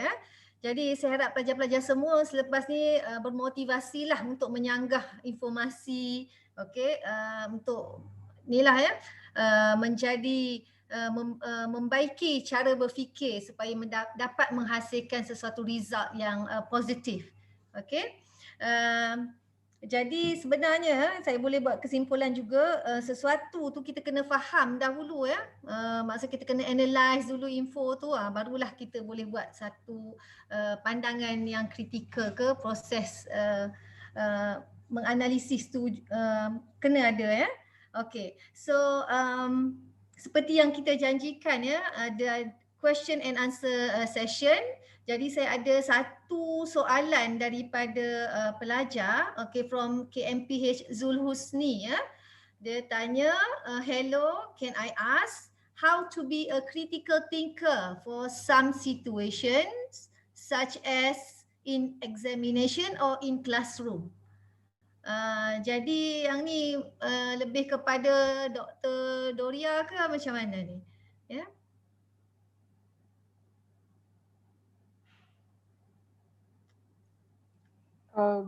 I have answered this student just now via private messaging. Oh, okey. Dah jawab. Kalau nak berkongsi dengan yang lain tu, mungkin yang lain nak tahu juga ke? Boleh? Sure, no problem. Okay. Not sure how Zulhusni associate critical thinking in exam or in classroom, but my answer to that would be this question balik. A question to him: how many different ways of looking at an issue or a problem that you can achieve? So if you want to illustrate that you are able to do critical thinking, as Dr. Alinor mentioned, you need to understand the subject matter very well. And number 2, you need to be able to present your own critique about that particular issue or that particular problem. So if in the context of pengajian am, for example, you might need to look at what are the good points, the bad points, how to improve. Hopefully that particular answer it answers this the student's question.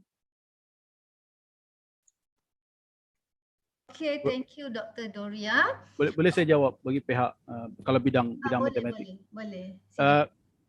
Kalau dalam bidang matematik ni, kalau peringkat universiti lah, kita selalunya pensyarah selalunya akan memberi dua soalan. Yang pertama soalan yang kita panggil soalan yang menguji kefahaman di dalam kuliah. Okey, menguji kefahaman di dalam kuliah. Matematik ni dia bukan macam biologi. Kalau kita dah belajar pasal fotosintesis, kita tidak boleh kita boleh untuk mengubah soalan, tetapi kita masih konsep fotosintesis itu masih perlu difahami sedemikian. Tapi matematik bukan demikian. Kalau kita sudah memahami penyelesaian serentak katakan, tapi kita boleh buat untuk dimensi ketiga, dimensi keempat, atau soalan-soalan itu berubah sama sekali. Okey, atau kita boleh lakukan dalam bentuk menjawabnya dalam bentuk matriks dengan operasi baris permulaan dan lain-lain. Jadi atau programming. Jadi tapi itu masih kepada kefahaman. Dia tidak menguji critical thinking. Menguji critical thinking adalah kalau soalan itu ditanyakan memang untuk menguji critical thinking. Contohnya soalannya adalah bincangkan pembangunan trigonometri dalam tamadun Islam. Okey, dengan menyatakan 2-3 sarjana dan bidang-bidang yang dihasilkan oleh sarjana-sarjana Muslim ini. Jadi ini adalah soalan berbentuk open, terbuka.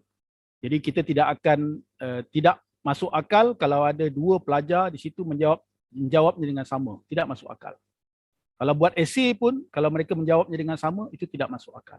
Di mana critical thinking di situ, ada beberapa tahap critical thinking. Yang pertama, bagaimana pelajar ini mengolah dapatan mereka tentang bagaimana nak menjawab soalan ini. Mereka tentunya mencari bahan-bahan, tetapi olahan pelajar ini berlainan untuk semua pelajar. Satu.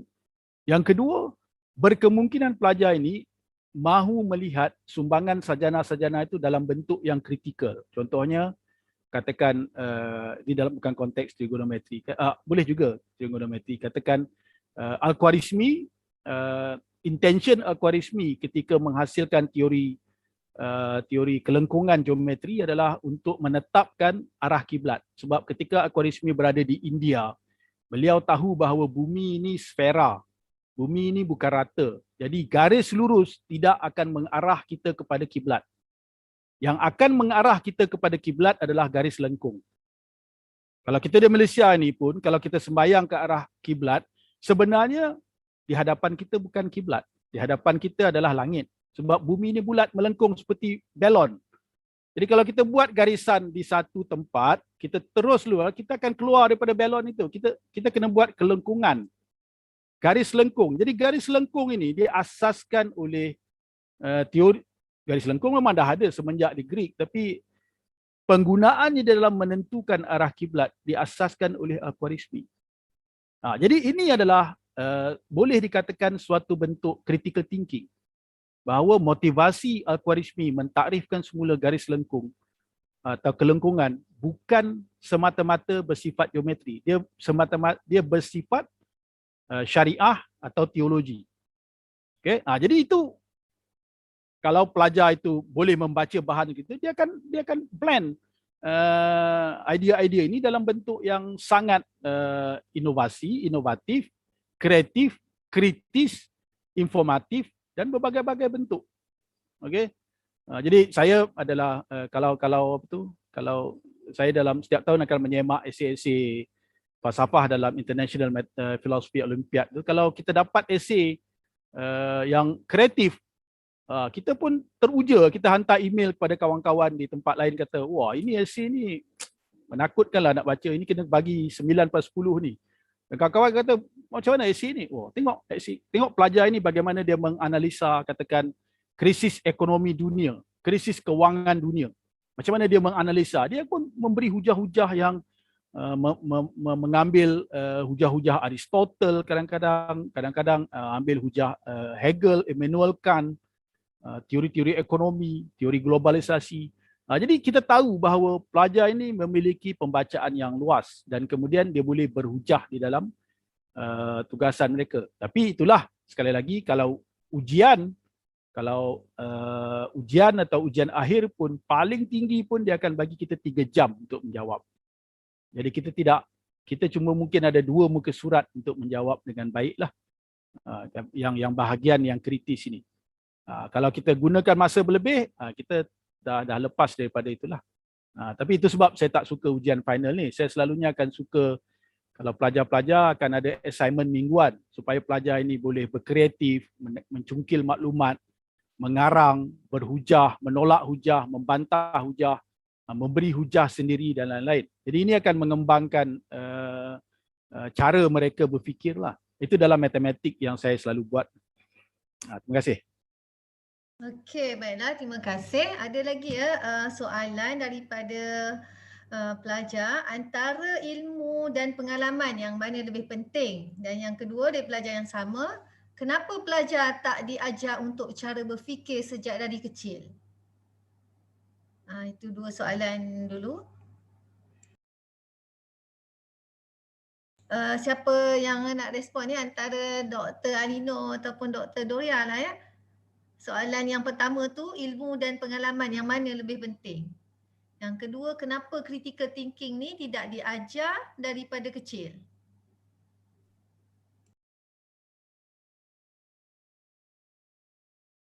Boleh saya jawab dulu? Okey, soalan nombor 1, antara ilmu dan pengalaman mana yang lebih penting?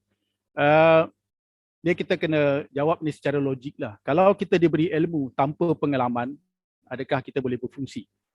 Kalau kita tak diberi ilmu, kata ada diberi pengalaman, adakah kita boleh berfungsi? Kalau saya akan kata ilmu, kalau kita diberi ilmu tanpa pun pengalaman, kita boleh berfungsi dengan baik berbanding kalau kita diberi pengalaman dan kita tidak diberi ilmu. Sebab pengalaman itu untuk mendapat dia lama.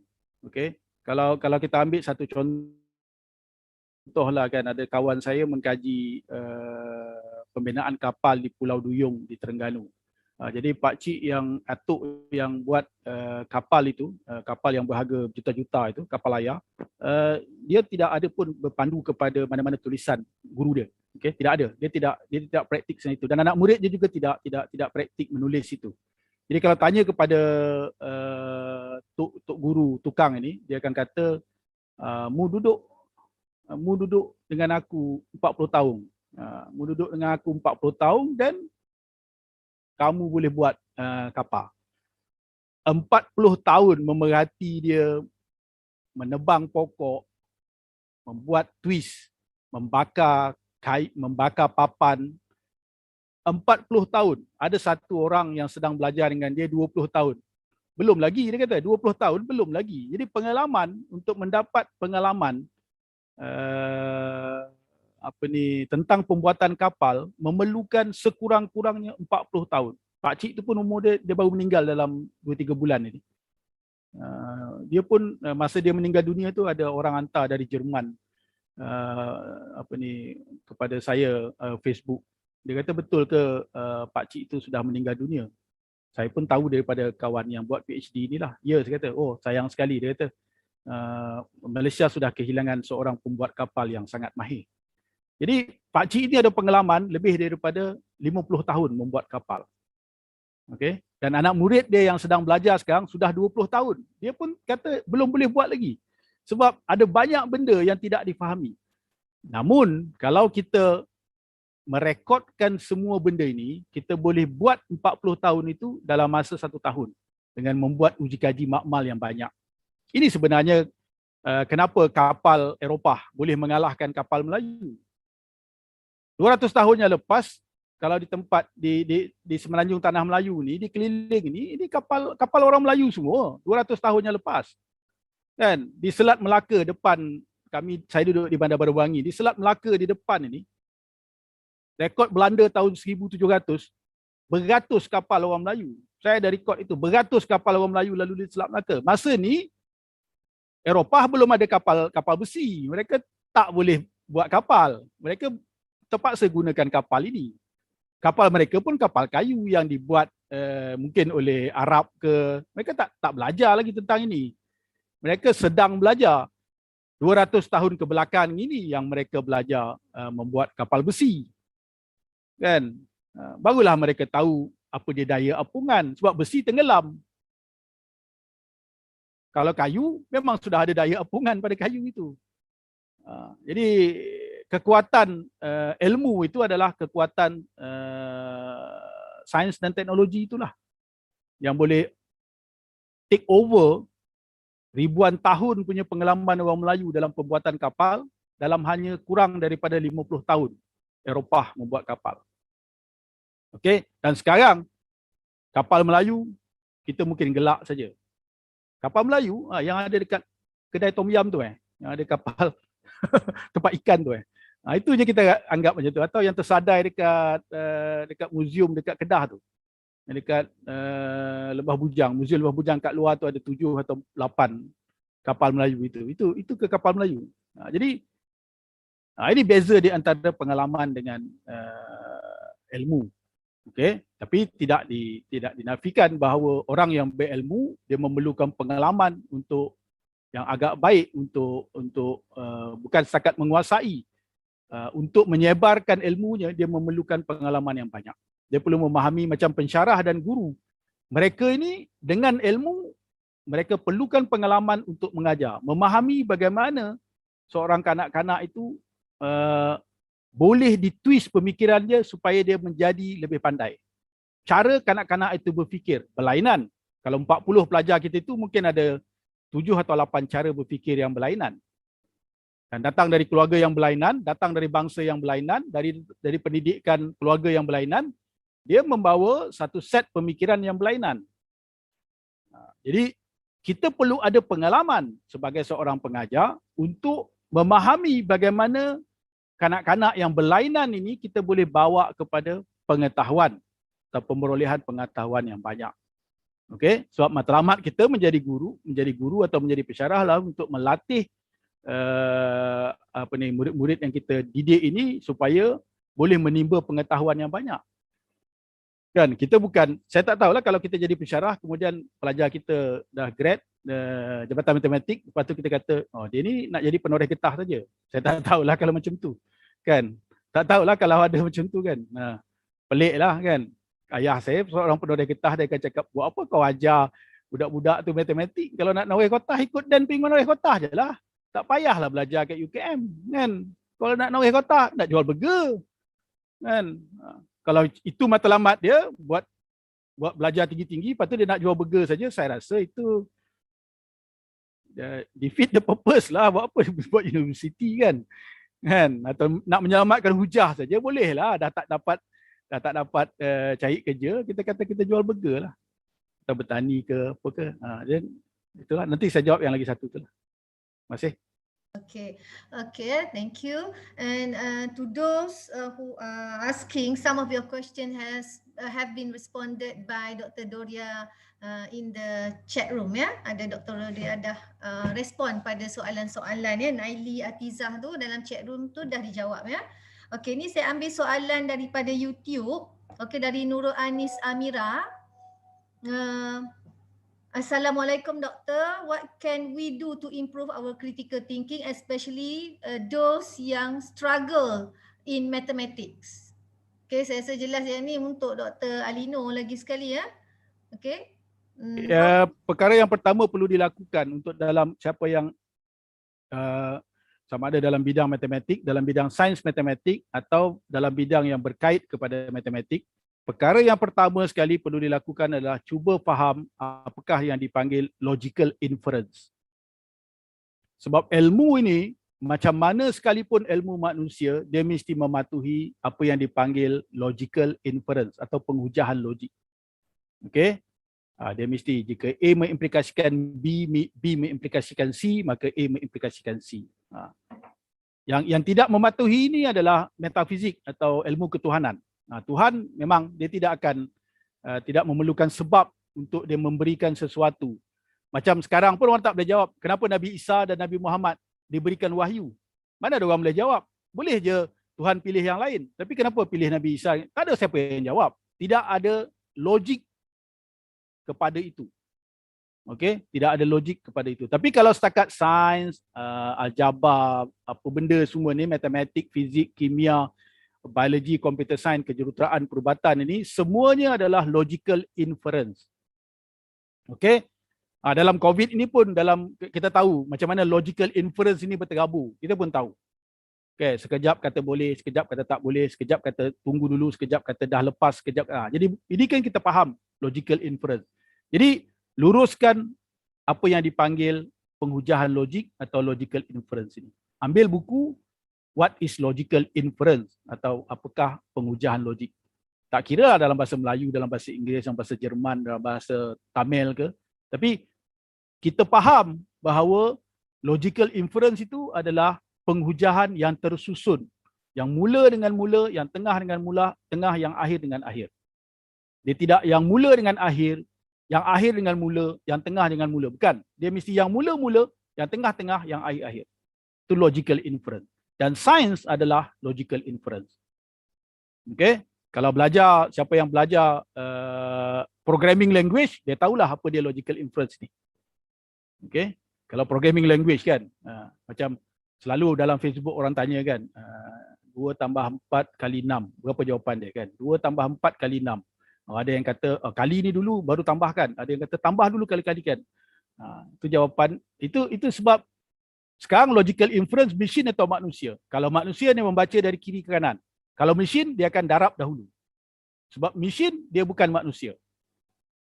Okay, so logical inference, kalau 2 tambah 4 sama dengan 6, mesin sebenarnya baca adalah 2, 4 tambah sama dengan. Manusia baca 2 tambah 4 sama dengan 6. Mesin baca 2, 4 tambah sama dengan. Itu mesin baca. So kena buat program untuk 2, masukkan 2, masukkan 4, tambahkan 2 dan 4. Sama dengan berapa. Itu mesin language. Okay, itu logical inference. Jadi pahami ini untuk bidang sains, dan kita akan dapati masa saya tahun 3 dulu bila saya baca banyak buku sejarah matematik dan falsafah matematik, saya rasa nak berhenti belajar saja. Sebab apa? Semua yang diajar oleh pensyarah saya ada dalam buku yang ada di perpustakaan. Jadi buat apa saya belajar lagi kalau saya dah tahu semua benda itu? Saya teruskan juga belajar tahun 3 dan tahun 4 sebab saya nak mengesahkan bahawa semua yang pensyarah saya ajar adalah yang dicakapkan oleh buku ini. Okay? Jadi kemudian saya buat master dan saya buat PhD. Tapi sebenarnya saya cuma untuk mengesahkan. Saya dah tahu benda itu masa saya tahun 3. Benda yang diajarkan pada peringkat yang tinggi sekalipun. Sebab buku dah tulis. Jadi membaca buku dan kemudian memahami bahan-bahan dalam buku itu adalah paling fundamental lah. Kalau perlukan jawapan yang lain, kena hantar email kat saya lah, hantar WhatsApp kepada saya pun. Terima kasih. Okey, terima kasih. Ada juga yang Dr. Doria respon kepada soalan-soalan dalam chat room tu ya. Boleh check lah. Jadi saya ambil soalan daripada Telegram ya, Doktor. Assalamualaikum Doktor. Doktor mengatakan bahawa matematik itu adalah satu asas bagi setiap perkara. Bahasa, ruang, peta dan lain-lain. Soalan saya daripada Izzat Hami ya. Bagaimanakah bahasa boleh dikaitkan dengan matematik? Kena cari soalan yang Dr. Doria boleh jawab dululah. Saya kena. Dr. Okey, saya jawab yang ni dulu. Dalam chat room tu. Saya jawab yang ni dulu. Okey. Saya cuma nak kata bahawa struktur aljabar, struktur tata bahasa, semua bahasa di dunia ni sebenarnya adalah mematuhi suatu struktur aljabar matematik. Okay. Inilah yang dikerjakan, yang dikaji oleh Chomsky. Okay. Kita tahu kalau you kaji Chomsky siapa? Chomsky adalah seorang Yahudi. Chomsky masih bagi kuliah dekat MIT sekarang. Umur dia saya ingat dah 90 dah kot. Okay. Chomsky adalah seorang Yahudi yang mahir, yang bidang dia adalah matematik dan logik. Tahun 50-an dahulu dia membuat satu tesis tentang bahasa Yahudi dengan mengatakan bahawa bahasa Yahudi adalah sama dengan bahasa Arab. Memang betul lah sebab Yahudi dengan Arab ni sama je.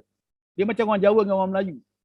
Mungkin makan dia beza sikit lah. Orang Melayu mungkin tak suka tempe, orang Jawa suka tempe. Orang Melayu mungkin boleh buat gulai ayam, orang Jawa tak boleh buat gulai. Tapi orang Jawa dengan orang Melayu ni kalau mereka bercakap 40-50% adalah perkataan yang sama. Kan? Jadi Yahudi dengan Arab tu sebenarnya adalah keluarga. Jadi bahasa Hebrew atau bahasa orang Yahudi ni Hebrew adalah sebenarnya strukturnya sama dengan bahasa Arab. Iaitu yang bergantung kepada akar, tiga akar tu, perkataan tu. Okey, macam ilmu, ain, lam, mim. Jadi dia akan jadi perkataan mutakalimin, ilmuwan. Dia akan membawa kepada 14 makna perkataan daripada 3 akar ini. Okay?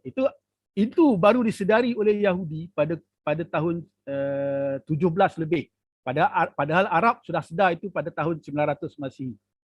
Dan kemudian Yahudi cuba memahami apakah matematik di sebalik bahasa Arab. Dan mereka bawa kefahaman mereka kepada bahasa Hebrew. Okay?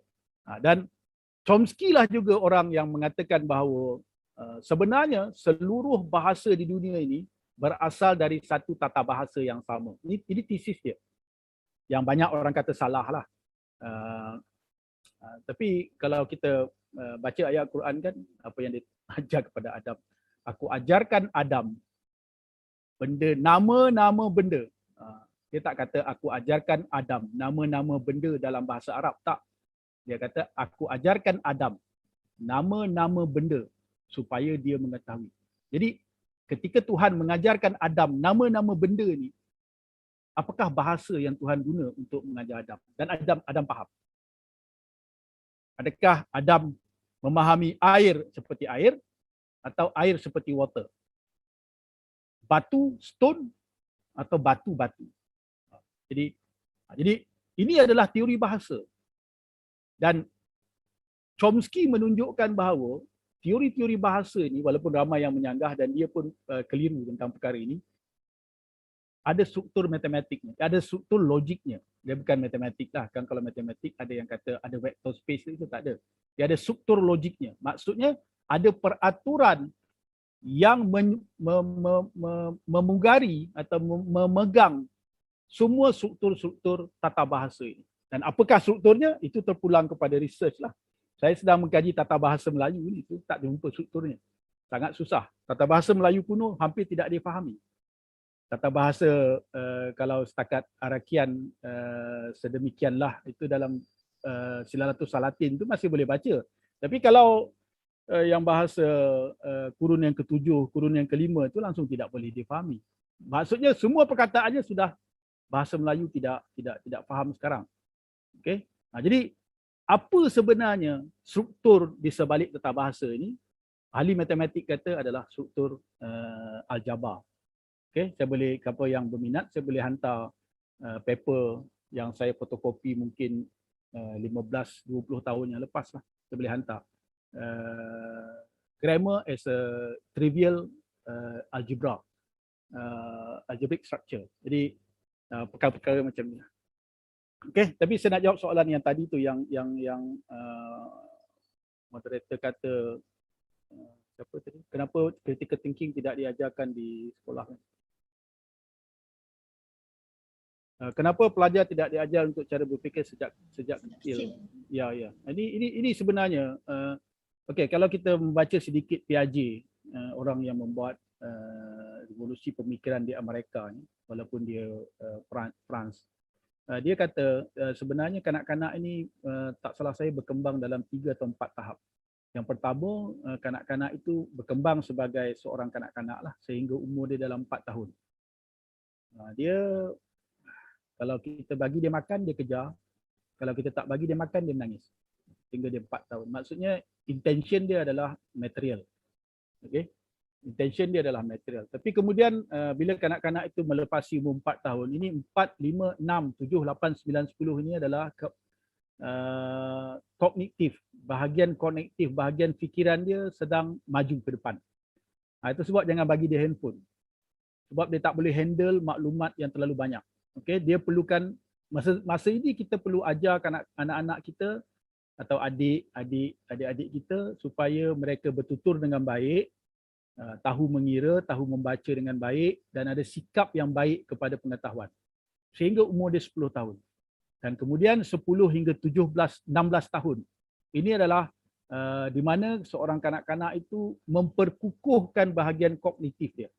Maksudnya kalau dia sudah pandai membaca, inilah masa dia untuk dia memperkukuhkan, dia membaca bahan yang lebih kuat, yang lebih banyak. Kalau dia baca novel yang ringan-ringan, sekarang dia baca autobiografi. Okey, dia baca novel yang ada muatan pemikiran di sebaliknya.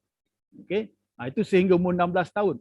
16 ke 25 tahun, ini adalah dia mula untuk menghasilkan pandangan baru. Itu sebab kita tidak boleh, kita mesti menggalakkan kanak-kanak tingkatan 4, 5 sampai umur 25 itu untuk menghasilkan pandangan. Bukan membungkam pandangan dia. Kamu mesti ikut saya saja. Kalau kamu tak ikut, kamu tak dapat A. Bukan. Dia otak itu berlawanan dengan otak dia. Otak dia sedang menghasilkan pandangan yang baru. Dia dah memerhati. Kan? Lepas tu dia nak cakap sesuatu yang baru. Dia akan kata, betul ke matematik adalah asas kepada sains? Dia akan tanya. Dan kita sebagai ibu bapa atau guru atau pensyarah, janganlah kata, tak adalah, mana ada. Kan? Kita kena guide dia. Kalaupun kita tak boleh tunjukkan perkara yang sebenarnya, kita kena guide dia kepada jawapan. Itu sebab di negara Eropah, negara maju, 16 tahun dia sudah masuk universiti. Sebab pensyarah di universiti akan guide dia. Sekolah kebanyakannya dia akan guide untuk dia mendapat satu pengiktirafan untuk masuk universiti. Tapi di universiti, pensyarah atau profesor akan lebih aktif untuk berbincang. Itu sebab profesor-profesor, kalau kita tanya kepada dia tentang pendidikan, saya biasa, dulu saya jurulatih IMO, International Mathematics Olympiad. Jadi bila di luar negara itu berjumpa dengan profesor-profesor yang dah tua, 70-80 tahun, membawa kanak-kanak berumur 15-16 tahun, bila kita tanya kepada dia, macam mana you latih you punya student, dia akan bercakap, menjelaskan, di student dia kata, brilliant, I don't know how untuk counter, give the counter example tu. Dia akan jelaskan. Sebab apa? Dengan pengalaman dia 70-80 tahun itu, dia bekerja dengan kanak-kanak berumur 15 tahun, dia boleh melihat spektrum pemikiran kanak-kanak itu. Jadi dia boleh kembangkan, ini pelajar ini kalau kita boleh kembangkan dia ini mungkin boleh mengganti Pentrad Russell katakan. So pertanyaan dia semua pertanyaan logik. Kan, yang I don't know how to handle. Ini perkara yang tidak berlaku di negara kita. Dan ini perlu berubah sebenarnya. Kalau kita mahu mengubah situasi sosial di Malaysia ini, pemikiran kritis ini mesti kita ajarkan kepada kanak-kanak sekecil 4 tahun. Sekecil 4 tahun. Kita mesti ajarkan. Macam mana rendahnya lah. Kita ajar dia. Tanya kepada dia soalan. Adik, kenapa? Adik tahu tak kenapa A, B, C ni siapa yang buat? 1, 2, 3 siapa yang buat? Alif bata ni siapa yang buat? Biar dia fikirlah. Kan? Kita mesti galakkan dia untuk berfikir dan menanyakan soalan kepada kita. Dan kita mesti jadi satu pihak yang guide, bukan yang mempermain-mainkan. Ini kalau saya di kampung dulu, kawan-kawan suka mempermain-mainkan, memperbodoh-bodohkan. Ini tak betul sebenarnya. Jadi kita mesti guide dia supaya dia boleh berkembang dengan lebih baik, mengarah kepada satu tujuan tertentu. Tak kira lah dia nak jadi kaya ke, dia nak jadi miskin ke, dia nak jadi pandai ke, dia nak jadi ulama, itu isu yang lain. Tapi kita mesti guide dia selagi tanggungjawab kita terlaksana untuk dia menjadi seseorang yang sangat cemerlang dalam hidup dia. Terima kasih. Okay, terima kasih Doktor. Okay, one last question ya. One last question for Dr. Doria. Okay, daripada Murshidah ya, dia tanya, saya nak tanya, ada tak beza antara berfikir secara kreatif atau kritis dengan mempunyai pengetahuan yang luas? Okay, the difference between critical thinking dengan ada vast dengan knowledgeable. Okay. So kalau you ada okay, I'm mute. Okay. Kalau you ada banyak pengetahuan tapi you tak gunakan, it's still pengetahuan. Critical thinking is for you to have that kind of knowledge on a particular issue, segment, whatever that you have, and then use it to improve the situation, to do more exploration, and so on. So hopefully that answers the question. Okay, maksudnya kita kena proses information tu barulah Yes. jadi kritik. Having Being able to process. banyak buku tapi tak baca pun tak guna. So that's the Alright, answer. okay, terima kasih. Thank you. So I think it's towards the end of our webinar session.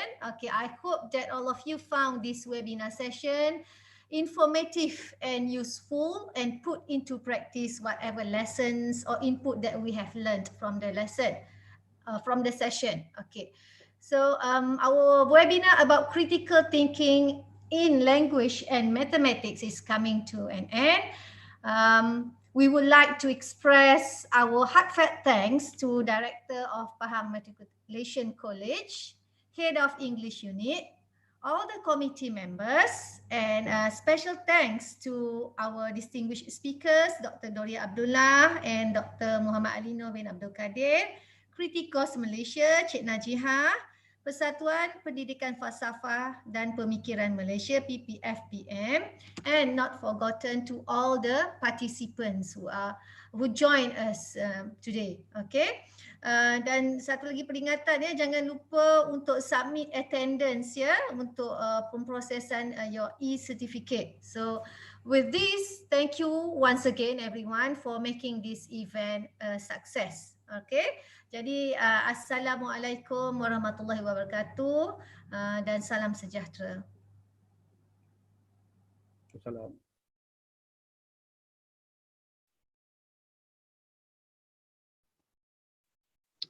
Ya, terima kasih banyak Dr. Alinor dan Dr. Doria yang menjawab soalan kepada yang bertanyakan soalan ya, minta maaf ya yang tak sempat dijawab tu.